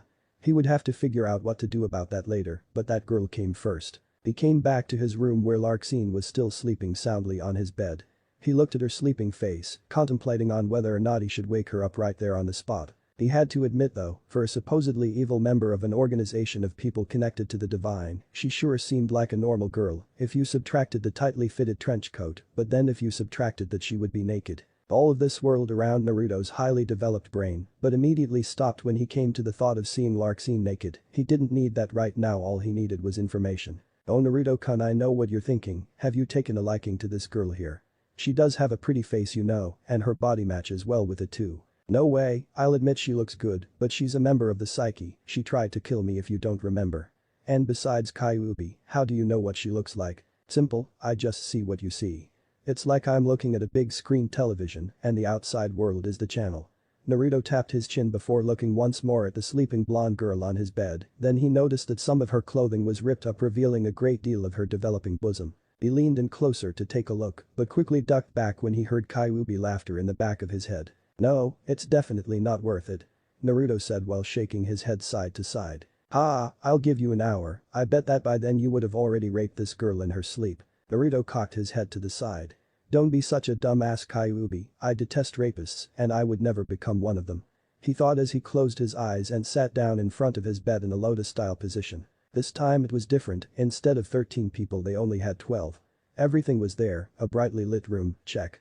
Eerie atmosphere, check. 13 people in black trench coats, and no-go, they were missing one person. So unlike last time 11 people stood in a brightly lit room, they all stood around a 12th person who was the esteemed leader. It seems someone here is missing. Zexin spoke in a stoic tone. Does anyone know the whereabouts of a certain Larxene Leones? When no one answered he chuckled. I see then, our little savage nymph has failed then, no matter if she was not of importance to us. Zexin said in an uncaring manner. She may not have been important to you. But she was with me. Zexin turned to face the person who wielded an angry voice, his hood still covering his face. Ah, Lark Leones, you graced this hall once again with another one of your unrequested outbursts. Oh, I'm sorry, it seems that I have forgotten, but is Larxene not your younger sister? Lark pulled off his black hood to show his angry face to Zexin and the others. Yes, and that's why I don't appreciate you speaking of her as if she was a useless toy. Don't take it that way, Lark, as I can't use a toy to my advantage, she would be more like a tool, that's something I can use. Lark's green eyes that matched that of his sister's went ablaze, he balled his fist up and looked down. Don't speak of her like I said. Lark said behind gritted teeth. Zexin took off his hood, revealing long silver hair and piercing red eyes to Lark, and stared at him with glare so cold and so chilling that it could probably freeze hell over. Remember Lark, it was you who brought her into this, you introduced her to this world. My world, and so long as she remains in it I can speak of her in any way I choose. Lark took a couple steps back, and his breathing quickened. Zexin's glare was hard and evil enough to make him feel his own heart beating. In other words, Lark just got punked. Lark tried staring down his leader, but it was of no avail, he needed to get out of that room and now. I shall go and look for her, if I brought into your world TT then I'll go and bring her back to it. He turned around and tried to walk away, but something stopped him, some feeling in his body telling him that if he took another step, he might have dropped dead right there. I don't recall asking you to go and retrieve her, Lark, please come back. Lark turned around with an angry expression on his face, his teeth grounded into each other. He wanted to tell his leader to piss off right then and there, but he couldn't bring himself up to do so. So he just stood there, hoping that Zexin would let him go and find his little sister. Too bad Zexin wasn't the type of man to let anything go. Lark, you still didn't take your initial position, and that would make me very unhappy if you did not follow orders. The Lark felt it again, that feeling like he was staring death in the face, but this time he felt a great deal of it, more like he was staring the Shinigami in the face. Yes, Zexin-sama. Good, Lark-kun. He was nothing compared to Zexin, when it came to power he had Lark beaten. But driving was a different thing, when it came to driving Lark was number one. His drive to protect his sister was greater than Zexin's unknown personal drive.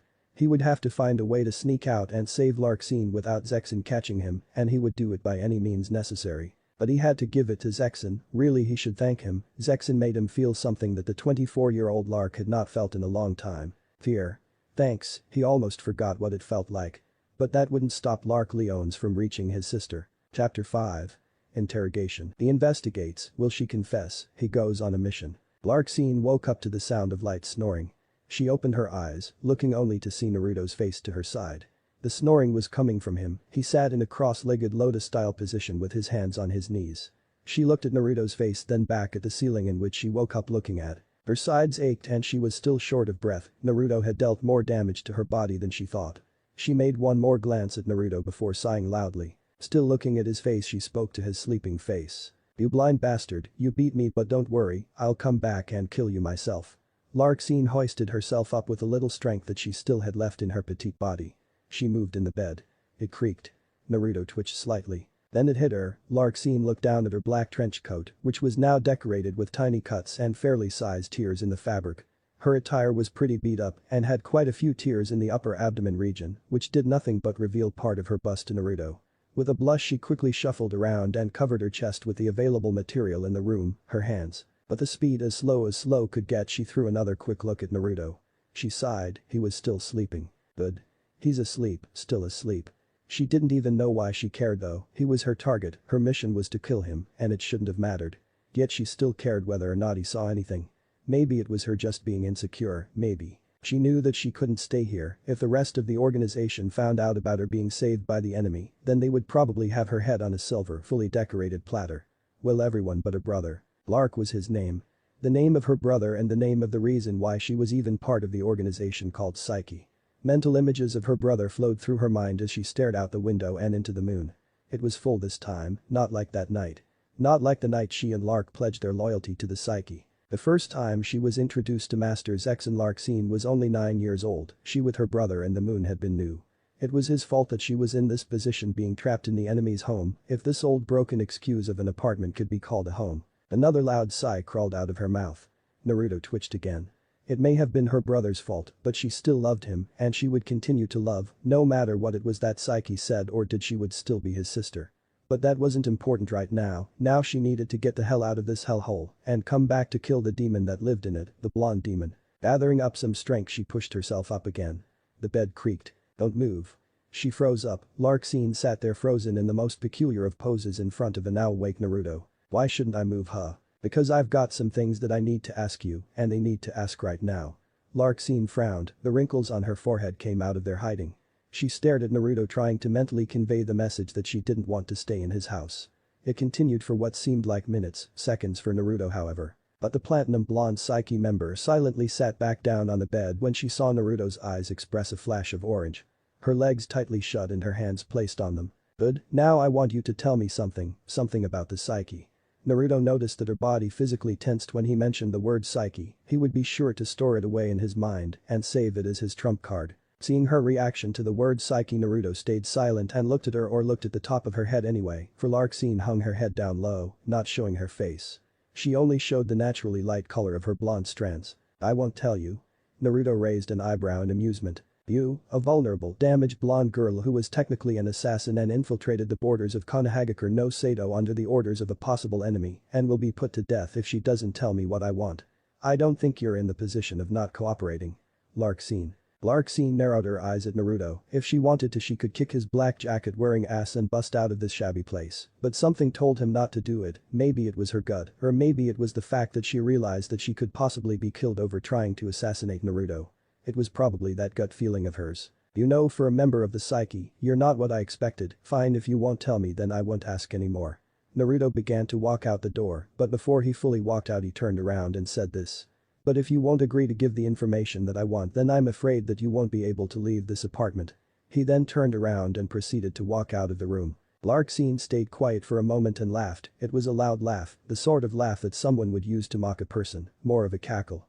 She was thinking about leaving right there just to show him how wrong he was. She flared her chakra and gathered about as much force as she could possibly gather up in her current state. This should be enough to get through the wall. She said in a mockingly peppy way. Let me think. Use A, break down the walls. Oh, I know. I'll use it. She made a rapid sequence of hand signs, ending in the tiger seal. Pain. Gauk. Suddenly Larkine's arms contracted and bent themselves behind her back. Her arms going out in wild spasms. Next thing she knew, the same thing was happening to her legs. They made her roll off the bed and fall onto her knees. She screamed out from the pain in her arms. Did Naruto hear it? She tried moving her arms, but that only made the pain worse, likewise the pain in her legs. What the hell is this? Namikaze, just what the hell did you do to me while I was unconscious? She heard the faint sound of Naruto yelling behind the closed door. She couldn't quite completely make out what it was that he said, but it sounded as if he had told her to stay here until he came back. But surely that wasn't happening. He honestly wouldn't leave a potentially dangerous threat just flailing around alone in his house. Well, he did, for all she heard in response to her screaming was the door closing, which she had no idea how he fixed. She thrashed about wildly, whipping the short strands of hair from her face as she fell and rolled all over the floor. Something of this magnitude would not go over well with her, it never did, and Larkine would get her revenge on the Namikaze brat. Just as soon as she got out of this restraining position. She continued to fall about Naruto's room, not wanting to see her angry face at that moment. So she continued. Elsewhere, Naruto was bored at the moment, he couldn't figure out what he wanted to do at the moment. Sure, he could have interrogated Larkine as soon as he woke up, but he figured that she wouldn't cooperate without a fight. He would have won that fight too. Still, with nothing to do but wait until she cooled off, Naruto began to mentally pace. What to do, what to do, what to do. He said as he savored not having to look at the stagnant stares of the ongoing pedestrians who were aware of his existence as the Kyuubi's container. What do you think about Kyuubi? The low rumble sound in Naruto's head, indicating that the great Kyuubi no Kitsune was thinking. You could always train. Naruto mentally sighed at his furry red inner demon. He expected more from a great immortal who has basically traveled the worlds both above and under, who's seen the Shinigami and still lives. If this was the best that his faithful Biju could, then he shouldn't have bothered asking. Honestly, all you can think about gaining power, I'm getting stronger by the day, so is training really necessary? Hell yeah it is, so get to training. What? Naruto sat down in his trademark lotus position and closed his eyes, diving into his own private mindscape. Naruto stood in front of his demon's gate, the big bars, the seal and the pipes that did nothing but crawl all over his mind. Kyuubi's home, just like he remembered it. Dark, wet, cold. Damn, his mind was cold, it was a wonder that he didn't get a brain freeze. I said it, he would have to ask Kyuubi about that. Now was the time for him to ask. Hot demonic breath flew out of Kyuubi's huge maw and blew past Naruto's face, blowing back the unruly golden strands that were placed about on top of his head. His black jacket blew in sync with the rhythmic blast of air that made its way out of Kyuubi's jaws. Naruto's eyes squinted in accordance to the rhythm as well. The giant sealed gate sported a pair of menacing crimson eyes that were locked onto Naruto, the eyes of a nine-tailed fox. They always had a slight tilt to them that made them look angry. Naruto would have to ask him about that as well. Now was the time. He looked around, sucking in the mental image of his inner sanctum, then his eyes went back toward Kyuubi. He began to walk and began to smile. It was more of a hardcore grin though. Hey, sorry for budging all of a sudden, but I forgot what it was like in here and I just figured out what I wanted to do while I waited for that girl to cool off. Naruto smiled from the slight tensing of Kyuubi's body he felt through their mental link. He placed his hand on his chin while still approaching the giant bars that held Kyuubi. He wondered if Kyuubi knew what it was that he was about to do. Invasion of privacy was something Kyuubi would never get used to. What are you doing? Naruto continued to walk with his grin taped to his face. Suddenly a claw shot out of the iron bars, aimed for Naruto's face, and they held nothing but power to a deadly precision. But when the claw hit Naruto's forehead it did nothing. The claw of a demon did nothing against the forehead of a child, not a scratch or even a nick. The claw just came out and hit without leaving a trail of blood. Naruto looked at Kyuubi's giant claw and sighed. He rubbed his hand on the nail of his pet fox. It was hard, harder than steel. After a few seconds of rubbing he put his hand in the air and wagged his finger mockingly. Not here in Kyuubi, this is my mind, remember? I control it in its entirety, so here I make the rules. In here the great Kyuubi no Kitsune is as powerful as an academy student. Naruto tapped Kyuubi's claw in order to demonstrate, his tap created a series of cracks where he struck. As you know my mind is powerful Kyuubi, so do not try it. He smiled when he heard Kyuubi's low gasp ensue, his claw retracting back into the sealed gate that held him. Naruto continued his walk toward Kyuubi's gate. Don't come in. Why? Just don't you brat. Nah, I think I will come in. No. Yes, in 3, 2 and 1. Naruto walked fully past the bars of Kyuubi's gate, remembering the feel of the iron bars before he walked in. Cold, hard, lonely, helpless, that's what they felt like, or was it what Kyuubi felt? Did those bars tell Naruto how Kyuubi felt? They could have been the reason Kyuubi felt those feelings. The reason Kyuubi was such a grumpy, mean, belligerent, lonely asshole was because of these bars. His drive to get out of Naruto was so strong that it had made Naruto think. What was the true reason for him giving his true self back? This is what it's like in here. Kyuubi's huge eyes drifted away from Naruto and off into a dark corner of his cell. Is this what it's like, Kyuubi? Damn, no wonder you wanted to get out so badly. Without looking back at Naruto, Kyuubi responded. I still do it, I just don't know how to do that yet. Naruto for some reason felt sad after Kyuubi's response. This fox was trapped with no hope of escape, all his father's doing. Naruto walked up to Kyuubi's snout and placed his hand on top of it. Kyuubi's eyes drifted back to Naruto, crimson on black. Kyuubi, as much as you want to, you can't get out of this place, you're trapped in my mind, it's not my fault, but it's yours. Kyuubi's eyes cringed, he wanted to say something in retaliation, but he withheld it. He did say something though. Are you sure it's my fault I'm in here, Naruto-kun? Naruto furrowed his eyebrow slightly. What do you mean, Kyuubi? You attacked Konoha without warning, and my father gave his life to seal you and me and save Konoha. Is that what they told you? Correction, Naruto-kun, I attacked Konoha out of retaliation from an attempt to kill me. Naruto inched backward, he couldn't believe what he was hearing. He always thought that Kyuubi was naturally evil and attacked Konoha because of sheer bloodlust.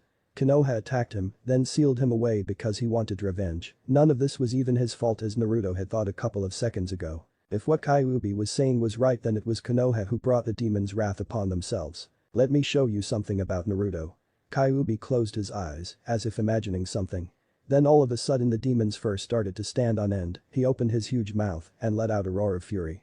His fur began to recede back into his skin, his head started to shrink along with his body. From what Naruto could see in the dark chamber, Kyuubi curled up into a ball. His jaws shrank, his claws shrank, and he was beginning to become more humanoid. As Kyuubi continued his transformation, a wide-eyed Naruto noticed something, a certain smell in the air. It smelled putrid, rancid, dead. It was as if with the oncoming of Kyuubi's transformation the entire atmosphere changed within his mind. Was the room smelling of fear? Something that Naruto always thought he was of good acquaintance with, something he thought he had already felt before, but this was different. This fear was a type of fear he had never felt and thought existed. Naruto was feeling fear in its most primal stage. The smell grew stronger and forced Naruto to close his eyes to keep them from feeling the burning sensation in the air. He covered his nose with his hands to block out the smell. His body went numb from the massive amount of fear he was feeling. He could only taste and hear at the moment. Tasting wouldn't do anything, but he could still hear the shifting and shuffling of Kyuubi's fur as he continued his transformation. Gurgling noises, organs shifting around. Naruto could hear it all, and then he heard one final thing, another roar from Kyuubi. He opened his eyes, unplugged his nose, and his body regained its feeling. He didn't see Kyuubi, he was looking in the wrong place. The smell went away. "Naruto, I'm over here." Naruto's head snapped downward, he expected to. Well, he really didn't know what to expect. He was going for a form of Kyuubi, but who he saw was very much out of the ordinary. He saw Kyuubi, but it definitely wasn't what he was expecting. He heard his voice, and it was definitely what Naruto expected to hear. The once deep demonic voice had changed into a reserved young man's voice, masculine yet soft at the same time. "This is me in my true form, or at least what used to be my true form. This is how I looked before I was attacked and transformed into the giant nine-tailed vermin that I am." In front of Naruto stood a tall man. He was muscled and slender, his slick back deep red hair reached all the way to his mid-back. His crimson eyes matched his red battle suit, which was more like a formal suit. Pinstriped black and red was his battle outfit, and his shoes were pitch black and polished to a point that they actually gleamed with a little light that Kyuubi's cell provided the both of them with. His face was long and slightly animalistic, and his expression gave him an air of intelligence, much like that of a fox's. His face was adorned with 6 whisker marks, 3 on each side. To Naruto's disbelief, this was Kyuubi. He stepped back only to hit the cold bars of Kyuubi's cell. What was this all about? He didn't understand any of it. Why was Kyuubi in this form? What was the truth behind Konoha's attack on him? Now was the time to ask questions. "Hey Kyuubi, what is this? Why do you look like this?" "This is what I looked like before that old fool turned me into the nine-tailed fox. I can only change into this form here because, as you know, the laws of reality don't apply, and I can do anything with your permission, of course." Naruto made a motion to speak, but Kyuubi cut him off before he could speak. "Before we speak, Naruto, if you would be so kind as to give us a better place to speak in." "Excuse me?" Naruto answered, confused. Kyuubi sighed and shook his head. Naruto wasn't getting what he meant. "I mean that I want you to change the inside of the cell and make it better." Naruto's expression changed, he seemed to be getting the fox's request. "Use your imagination." Naruto closed his eyes. He imagined what Kyuubi would like the inside of his cell to be like. He imagined a room lit by candles and a fireplace, warm and comfortable. 2 big and soft old-fashioned chairs materialized in the dark cell, and the cell itself began to match Naruto's mental image. A large wooden table with 2 chairs on either end in the middle of a dim room. In the far corner, a mini-bar formed itself, already filled with the normal necessities. The piano formed on the opposite end of the bar, and a king-sized bed made its way into the room near the north corner of the huge room. Naruto opened his eyes, the mental image in his mind sprang to life in front of him. Kyuubi's cell was now a dim, laid-back loft. "How's this?" "Perfect, now we can talk. Take a seat." Both of them took their seats on the opposite end of the table. Naruto was on the right, Kyuubi on the left. The large crystal chandelier on the ceiling was in the middle. Naruto placed his elbows to his face and sat in a very Sasuke-style position. Kyuubi merely sat with his hands on the armrest of the chair and his legs crossed. They stared at each other. "Now what was this about Konoha attacking you now? And who was this old fool?" Kyuubi brought his lips into a tainted narrow-lipped smile. "Tell me the whole story. You know, Naruto, the connections between humans and things like me have always been hazy. For decades humans have tried to defy us and our demands, we've constantly fought for dominance over the land, unfortunately humans have found a way to defeat us. What exactly are you, Kyuubi?" Naruto said with a frown. Kyuubi sighed and motioned his hand towards the bar. Naruto looked in the direction and noticed that a bottle of sake was pouring itself into 2 saucers, just floating in midair. Kyuubi made another motion and the 2 saucers along with the bottle of sake floated over toward Naruto and Kyuubi. The bottle settled in the middle of the table under the chandelier. "Sake?" Naruto scratched his chin and looked up. "Well, I'm too young to drink alcohol." Kyuubi brought up a finger. "Not in here, you're not." In here the inescapable touch of reality does not apply, remember? In your mind you can get drunk and when you go back outside you won't feel a thing. Naruto smiled and took a hand to the saucer. Well then if you put it that way. Cheers. Naruto took a sip of sake, he almost gagged at its strong taste. It was bitter and gave him a slight burning sensation in the back of his throat. He clenched his eyes from the unique taste of the alcohol and held it in his throat before finally swallowing it. Kyuubi laughed at Naruto's reaction to the burning liquid. Oh my god. This is what sake tastes like, adults must be fucking crazy. Kyuubi shook his head and took a long drag of his sake. On the contrary Naruto-kun, this sake only tastes like what you imagined it to be, bitter, burning, repulsive, and strong. Because I know what sake tastes like, I can mimic the taste by myself. Oh. Lucky you? Naruto said sarcastically. No, I'm not really that lucky. I would not be here if I were. Now to address your question on what it was that I am. Have you ever heard of the term evolution, Naruto? Naruto nodded. Yeah, I read about it. The theory of development from earlier forms. All species develop from earlier forms of life by the theoretical process. Well, according to what I read, this theory states that natural variation in the genetic material of a population favors reproduction by some individuals more than others, so that over the generations all members of the population come to possess the favorable traits. But what does that have to do with anything? It has to do with everything. Because evolution was the process that started this struggle between you humans and things like us. What exactly are you though? Naruto asked, putting extra emphasis on the what. Kyuubi took another long drag of sake and motioned for the bottle to give him a refill. He looked at Naruto who had not touched his saucer after that first sip. What's wrong Naruto, aren't you going to drink your sake? Naruto shook his head quickly and pushed the deep white plate away from him. He cocked his head to the side. I'd rather not, sake's not my thing. Naruto said as he nudged the saucer all the way to Kyuubi's side of the table. You can have my round if you want. Kyuubi chuckled. Anyway, to your question on what it is that I am. Well, how can I put it? Technically I'm human but just less than you. Just what is that supposed to mean? I told you that evolution started this bout between humans and us, well you humans are us, except you have just evolved from us.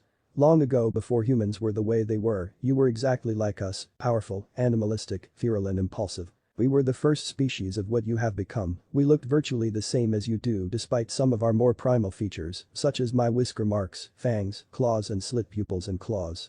Kyuubi tapped the polished wood of the table with one of his claws. There were some differences between us that make us different from you, they were internal differences that can't be seen, only some of them were external. Certain changes in our genetic makeup began to change. Our fangs and claws died down over the many decades, our pupils lost their animal features. As the years passed by our bodies favored certain genetic material that began to grow only to become the dominant gene in our body. Those were our brain cells, the neurons and glial cells that help in the process of transferring information from our brains to our bodies. To make it simple, we were basically getting smarter as we evolved. Most of us lost our immortality. The human brain began to realize its potential and immortality was getting in the way of it doing that. That was not the only drawback to this evolution, our chakra system. We have immense amounts of chakra, but for some odd reason as our brains grew our chakra coils became weaker, it's the reason normal humans don't have as much chakra as me. So as you got smarter you got weaker. Damn, that sucks for you. So wait, here's the thing I don't understand. If you become so weak, how is Kyuubi so strong? Kyuubi? Ah, I was getting to that, I said that some of us lost our immortality, but not all of us. Example. Me. I along with 8 others have retained our immortality and did not evolve with the rest of the human race. I'm actually glad that I didn't evolve through, tch losing this type of power would be a curse. So why is it that you seem so smart Kyuubi? If you didn't evolve then how are you this smart? Because of you, well inside of you I placed my seal on you and it locked away part of your mind, body and chakra. When the seal was released your chakra began to come back to you, your body became stronger and your brain cells rapidly developed, but not on a grand scale such as evolution. When that happened I got all of that too because of my link with you, but because I don't have a body I can't develop one, so all I got was the chakra, not a lot, but just enough to pump up my mind to the point of intelligence that is on par with you higher humans. Naruto stared at Kyuubi, eyebrows raised. Okay, I get it, you're smart. Any more questions about Naruto-kun? No, I think Ajayasen can answer the rest of those questions. It was nice speaking with you then. Naruto nodded and closed his eyes. Kyuubi, try not to be so lonely here, I'll give you the power to do what you want in the cell, so have fun. Naruto closed his eyes. Outside world. Naruto opened his eyes, he saw nothing but forest. He stretched from the stiffness in his legs and back. His next destination was the Hokage Tower, he had to have a little chat with Ajayasen about a certain 9-tailed vermin. Her arm still hurt from the pain of the seal placed on her. If she didn't move then she wouldn't feel the pain. It was around noon when she figured this out. Larxene sat directly parallel to Naruto's bed. Her arms were still in their restricted position, but the pain had gone away. Only when she didn't move was when the pain subsided. His face was laced with a thin layer of sweat from thrashing around inside the cramped room. Her hair, horrible, was strewn about over her face and barely covered her eyes. The sun shone in through the window, shining directly on her, as if it wanted to single her out. Why did this happen to me? Why is it that I am the one to get captured? She sighed in exasperation. I'll try one more time, and if I can't break the seal then I guess that I'm going to have to just give up. It didn't even matter anymore though. If Zexin-sama finds out that I'm in this position he wouldn't be pleased with me. After a pause she directed all of her energy to her arms. She felt a hand touch her shoulder and she jumped back with a squeak. Pain shot through her body as she moved. Hey, calm down, it's me. A very familiar masculine voice said in a suppressed whisper. The hand kept a firm grip on her shoulder. The ring on its finger confirmed who he was. It was adorned with a sparkling red ruby which had a solid square cut. The surface of the gem was engraved with a black phoenix. She turned around to face her brother. But he quickly turned her back around, keeping his firm grip on her shoulders. She didn't know what it was that he was doing, but she didn't care. Lark, is that you? She asked in a scared tone. He replied, yeah. Good, I thought you were Zexin-sama. She broke out of his grip and embraced him with a scared hug. He could hear her nearly silent sniffles as she hugged him. Lark, I thought that wasn't going to see you again. How did you get Zexin to let you come and get me? Her brother scratched his head with a goofy grin on his face. Well, I didn't necessarily get his permission to come here, I kind of snuck out. He chuckled. Hey, who put this seal on you? Larxene scowled. It was the Namikaze. She said underneath her breath. Not hearing her, Lark leaned in further to her face. What was that? He said with amused anxiety. A vein popped on Larxene's forehead. She grumbled again. She looked at her brother before saying, I said it was the Namikaze. In one large breath. Lark instantly keeled over in laughter. This went on for about 20 seconds before Larxene hit her brother on the head, promptly silencing him. So Namikaze beat me. He used his Kekkei Genkai though. It had these weird powers. 1 second I'm pile driving him into the ground and then the next he throws rocks at me without using any. Lark's face became serious. He sat in front of his sister, face to face. I'm guessing that the Namikaze who put that seal on you as well. Larxene's eyes widened as she looked up and down at her voluntarily movable body. She hadn't even noticed that the seal had been removed. He must have done it when he first got here, and how she didn't notice it before was simply astounding. Yeah, he was the one who put it on me. I don't know what he would have done to me if hadn't decided to leave. Larxene practically read her brother's mind. He was just about to ask her that same question. I don't have much time, so I came here to give you this warning. Don't return to the organization. He pretty much thinks that you are dead. During the last member assembly, Zexin left an order for no one to come looking for you. Larxene paid close attention to her brother's words. He was going to leave you to die and if you came back he would kill you for your failure. So where am I supposed to go then? Anywhere you want. Zexin thinks that you're dead.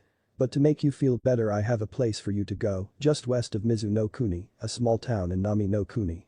Go there, ask for Tazuna the bridge builder. He was a friend of our mother, you know, before she died. The tall boy of 18 years wore an impassive expression on his face. What about Namikaze? Larxene stood and walked over to the open window by Naruto's bed, exhausted and sore. She rested her upper body on the sill. What are we going to do about him? No, that is what I'm going to do about him. Lark said. He stood behind her, resting his arm on her shoulder. She squirmed from the pressure on her tender shoulders and shuffled until he moved his arm from around her neck. Don't follow Namikaze anymore. He's the organization's problem now and you need not be involved in this matter anymore. I'm giving you a chance to live a normal life, so take it, okay? There was a long pause before Larxene finally nodded and looked back at her brother. He spoke up first. You have to leave now. I can get you to the border of Hai no Kuni, but you'll have to fend for yourself from then on. He looked past her face, his gaze directed into the distance that was Konoha. Let's go. Larxene nodded. Lark wrapped his arm around his sister's waist and they both disappeared in a flurry of fire. Border. A plume of fire erupted from the ground revealing Lark and Larxene standing at the border of the fire country, a couple miles away from the main gate of Konoha. The same way Larxene had made her way in. Am I ever going to see you again? Lark nodded. I'll come to visit you soon so don't worry. He placed his hand on her head and ruffled the blonde hair that matched his own. He saw a tear drop down Larxene's face and slid down, threatening to drip off her chin. See you soon. He said as he hugged his sister one last time before disappearing from in front of her. Slowly she began to walk down the long dusty road leading to the village hidden in the mist. She knew that her brother told her to, but she couldn't give up. To her this was all the Namikaze doing, and she wanted her revenge. The instant she recovered in Nami she would be back here to hunt Naruto down. Naruto walked through the halls leading to the Hokage's office. Naruto saw the door leading to his grandfather. With a thrust of fury Naruto swung the door open, causing it to slam against the wall, bringing with it a loud boom. Those inside the office all turned around to see an enraged Naruto. He walked in slowly, eyes locked on the shock of Sandaime Hokage. He was first to speak. "Naruto-kun, what is the meaning of this?" Naruto didn't say a word, he just continued to look at the old man. Only after a few seconds did Naruto notice the two others in the room. Both of them stared at him with a look that the rest of the villagers gave him. A man and a woman, both of them old, looked to be around 60 plus. These two, along with the Hokage, were the leaders of the village council. The man had gray hair and glasses. He wore long white and black robes that draped down to his feet. His black sandals barely covered the unpleasant appendages he called feet. He wore a constant scowl on his face and looked as if he was mad at something. Apparently he was mad all the time, for the few times Naruto had actually seen this man he always looked like this. His name was Midakata. The woman directly parallel to him was dressed in pretty much the same attire. Except for the fact that her robes covered her feet, the wrinkles on her face matched those of her male co-counsel head. The look on her face, however, was different from hers. She didn't look mad or happy, her facial expression was completely impassive. Her name was Koharu, the slightly less important leader when put into comparison with the Hokage and Midakata. "Sarutobi, I do hope that you have a reasonable explanation for this boy's intrusion," Midakata said with a gruff and aged voice. Both him and Koharu turned around and faced Naruto. Naruto kept his eyes on Sarutobi, who he could see in between them. "Naruto answered my question, why are you here?" "I have business with the council right now, whatever you need will have to wait." Naruto stood up straight. "I'll tell you why I'm here." He spat while extending his finger directly at Sarutobi. "I'm here for answers, about Uzumaki Naruto, do you have a reason to be here? If you don't I suggest that you leave. As of now you are interrupting council affairs and if you do not leave then you will be forced to leave." He ignored the old man's warning and growled under his breath. He approached Sarutobi's desk and slammed his hands on the polished wood, scattering the already messy pile of papers that decorated its surface. "Vijay-san, why hell didn't you tell me?" Sarutobi's eyes narrowed. He brought his hands up to chin and leaned in closer to Naruto's own face. "Why didn't I know this before?" Naruto thought. "Naruto-kun, what didn't I tell you about?" "Uzumaki-san, please leave now." Midakata spat out. Naruto spun around and faced the old man. "I won't leave before I get answers, how about you tell me? You probably know of this too, both of you old geezers probably know this." Both council leaders gasped at Naruto's insult. Their eyes were practically popping out of their heads. Koharu's impassive expression changed into one of anger. "Excuse me, brat. Your insolence will not go on unheard. Trust me, the council will have you jailed for your disrespect." The old woman eyed Naruto with hate in her eyes. "Children like you should not act so belligerent, especially one with your situation." "My situation?" Naruto yelled. Now she crossed the line. He knew exactly what she meant by situation. "Oh, that situation." Naruto didn't, Sarutobi said, which caused both council heads to eye him with suspicion. "Don't what, Sarutobi?" Midakata said. "Hear what he has to say." Naruto's eyes were set ablaze. "Oh, you mean that little situation, the one with 9 tails, am I right?" Midakata and Koharu both took a step back. Sarutobi sighed in exasperation and slapped his forehead. "How do you know of that demon?" Naruto chuckled in a creepy way that seemed slightly crazed. He sat on the polished cherry wood desk. It's actually funny, I thought that I was that demon, you know that demon that you attacked years ago." "Naruto, I said don't say a word, that's enough," Sarutobi said, causing Naruto to turn his enraged gaze onto him. He looked at the blonde boy with a disarming smile in an attempt to calm him down. It worked, for Naruto's furrowed and angled eyebrows settled down into their straight and calm position. "Good. I'm going to have to ask you to leave. We'll talk about this later, Naruto-kun." He looked at his surrogate grandson with eyes fueled by compassion. The same disarming smile returned to his face when he saw Naruto nod. He was a very stubborn person, but when it came to Sarutobi Naruto would always listen. "Fine," Naruto said with a scowl. He jammed his hands into the pockets of his black. "I think that we need to have a talk, with all of us, I mean me, Koharu and the rest of the council." With that both of them walked out. In sync, like freaking twins. It was weird. Sarutobi rubbed his temples. "I'm getting way too old for this crap," he said. He pressed a button activating the intercom system. "Kaori-chan." There was a long pause, there seemed to be a lot of those lately. He heard a female reply back to him. "Yes, Hokage-sama. Let me had a Kakashi. And some aspirin, I've got a monster headache." Another long pause. "Right away, Hokage-sama. Thank you." He let go of the button. Way too old indeed. A knock on the door interrupted the silence of the office. "Come in," Sarutobi said. Whoever was at the door opened it slowly, making an annoying screech in the process. When he saw who it was he sat up from his slouched position. "Ah, Haddock-san, you caught me by surprise. I expected you to just poof in here like you always do. I figured that I should get some exercise every once in a while," the Cyclopean Jounin said with a one-eyed smile. Sarutobi rested his head on his hands, a signal that matters were now serious. Kakashi responded horribly to the signal, he just kept smiling. He figured it out though. "Well, since you came so quickly I am guessing that you know why you're here." Kakashi stood up straight and nodded. "Do you have a mission for me?" Sarutobi closed his eyes before shaking his head. "No, I have a mission for you and your team. I'm calling you here to introduce you to your client." He pressed the intercom button again. "Kaori-chan, send him upstairs now." "Yes, Hokage-sama." After about 1 minute a gruff-looking man walked through the door. His gaze was lazy, his clothes wrinkled and dirty.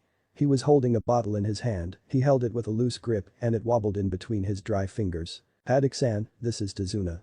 A master bridge builder for a small port town in Nami no Kuni. It's just west of Kurigakure no Sado.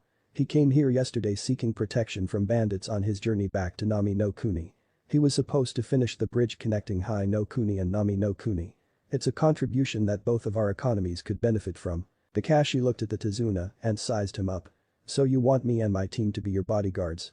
His only response was a quick nod.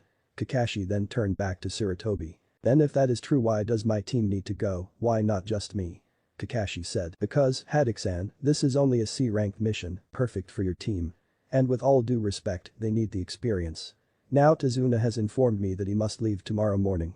You need not bring your team here, just inform them of the mission and leave in the morning." "Yes, Hokage-sama," Kakashi said with a bow, he then disappeared in a plume of smoke. "I'll never get used to you ninjas doing that," Tazuna said as he walked out the door. Chapter 6. Destination. Nami no Kuni. "Yeah boy." Naruto wore a sour expression on his face as he walked down the street leading toward the main gate of Konoha. He figured that he would have at least 5 minutes before he reached his destination, it was more than enough time to have a conversation with Kyuubi. He opened up his mental link with and spoke. "Kyuubi, are you there?" There was a long pause before he got a response. A familiar vibration in the back of his mind let him know that Kyuubi was there. He was obviously in his fox form. "Of course I'm here kid, I'll always be here. Well at least until you die that is." Kyuubi's voice came off as demonic, the voice that Naruto was still used to. The voice of what he thought was his inner demon. He dived deeper into his mind, putting his body on autopilot. "You're in your fox form, don't you think it's better to stay as a human?" Naruto said as he mentally ran through his checklist of gear he was supposed to bring with him on his mission to Wave. "Nah, it doesn't matter what I look like if no one can see me, and besides taking a nap as a giant nine-tailed fox actually feels quite refreshing," Kyuubi said. Whatever Naruto's mental expression suddenly became serious. "Hey Kyuubi, let me ask you something." "Ask away." "You send us on this mission as a way to avoid talking with us?" He felt Kyuubi scratch his chin with one of his tails. "Maybe, but that's not important, what is important is that girl you were supposed to interrogate." Naruto let out a deep sigh in exasperation. He consciously jammed his hands in his pockets, a habit he could never really stop doing. He figured he picked it up from watching Kakashi do it so many times. Even so, he veered his mind back on the main topic and continued to speak. "Yeah, that Larxene girl, I don't know how she got out of that seal, I constructed it myself." Naruto patted himself on the back for his newfound knowledge of seals, his mind was sharper than ever, but it seemed that hours of staying up and studying the different types and effects of scrolls didn't pay off, for he couldn't keep Larxene immobilized. "You know, the funny thing is I wonder how she got out without being detected by any ninja patrolling around Konoha." Naruto knew that during all times of the day, ninja ranging from mid-Chunin to Anbu would circle the entire perimeter of Konoha. What he couldn't figure out was how she wasn't spotted, and as badly damaged as she was, it should have been impossible to even make it out of his front door. "She must be more skilled than I gave her credit for, maybe that battle we had was just to gather information on me. Maybe, but we don't know for sure, so keep your eyes peeled for any signs of psyche activity." "I'll be sure to do that," Naruto said as he cut off his mental link and approached the main gate and his teammates. He walked up to his team, everyone was present. He saw Sasuke, Sakura, Kakashi, and a worn-out old man. He walked up to the man and eyed him, inspecting the old man for any reason to not go on this mission. "What's your problem?" Naruto raised an eyebrow. "Ah, you must be Tazuna," Naruto said in a slightly baritone voice. He had only noticed it a couple of days ago, but his voice was starting to get deeper, puberty was working to his benefit. "Yeah I am, and who the hell are you?" the man replied in a gruff tone. Naruto scoffed and walked past him, he reeked of alcohol. There must have been a lot of problems in this guy's life, he even smelled like a drunk. The name's Uzumaki Naruto. He continued to walk past Sasuke and Sakura and proceeded on to Kakashi. Sensei, he said. Give me the full details on this mission so that we can get going. Sure. Kakashi said as he patted Naruto on the shoulder, earning him an annoyed glance from the blonde nin. Let me just announce this first. He signaled for everyone to gather around him, all excluding Tazuna. Now let me say this, and I'll only say this once. This is your first mission outside of the village, I hope that you prepared correctly. There should be no room in your pack for unnecessary items, such as any personal items used for recreation, any miscellaneous items, say tools used for makeup are also unacceptable. Also, there is no need for overpacking. You shouldn't need that many pairs of clothing. If you fit any of these wrong conditions I suggest that you go back home and repack. You have 10 minutes. Kakashi locked his eyes on Sakura. Only then did she inch away and dash off in the direction of her house. She's so predictable. He said, shaking his head in a disappointed manner. With that everyone went off to their respective spaces. Sasuke leaned against the gate wall, Tazuna stood where he was, and Kakashi walked over to a small tree, leaned on it, and motioned for Naruto to follow him. Both of them stood under the tree's shade, not saying a word, taking a few moments to savor its branches that shielded them from the blistering heat. Kakashi spoke. I know you didn't want to talk about mission specs with Naruto-kun, so what's the deal? He spoke in a low, inaudible voice, a voice so low that it was almost silent. If you weren't under that tree you wouldn't hear a word. You found me out. What I really wanted to do was ask you something. Naruto said in a voice equal to Kakashi's in decibel level. Go ahead. Yesterday, when Ajayi-san told you about this mission, did he say anything else to you? Kakashi looked up into the sky. Naruto leaned even more onto the tree and folded his arms. Kakashi hesitated for a bit, then shook his head. No, he didn't say anything to me. Why? No reason, I just wanted to know. Naruto said as he walked away toward the main gate. He traded glances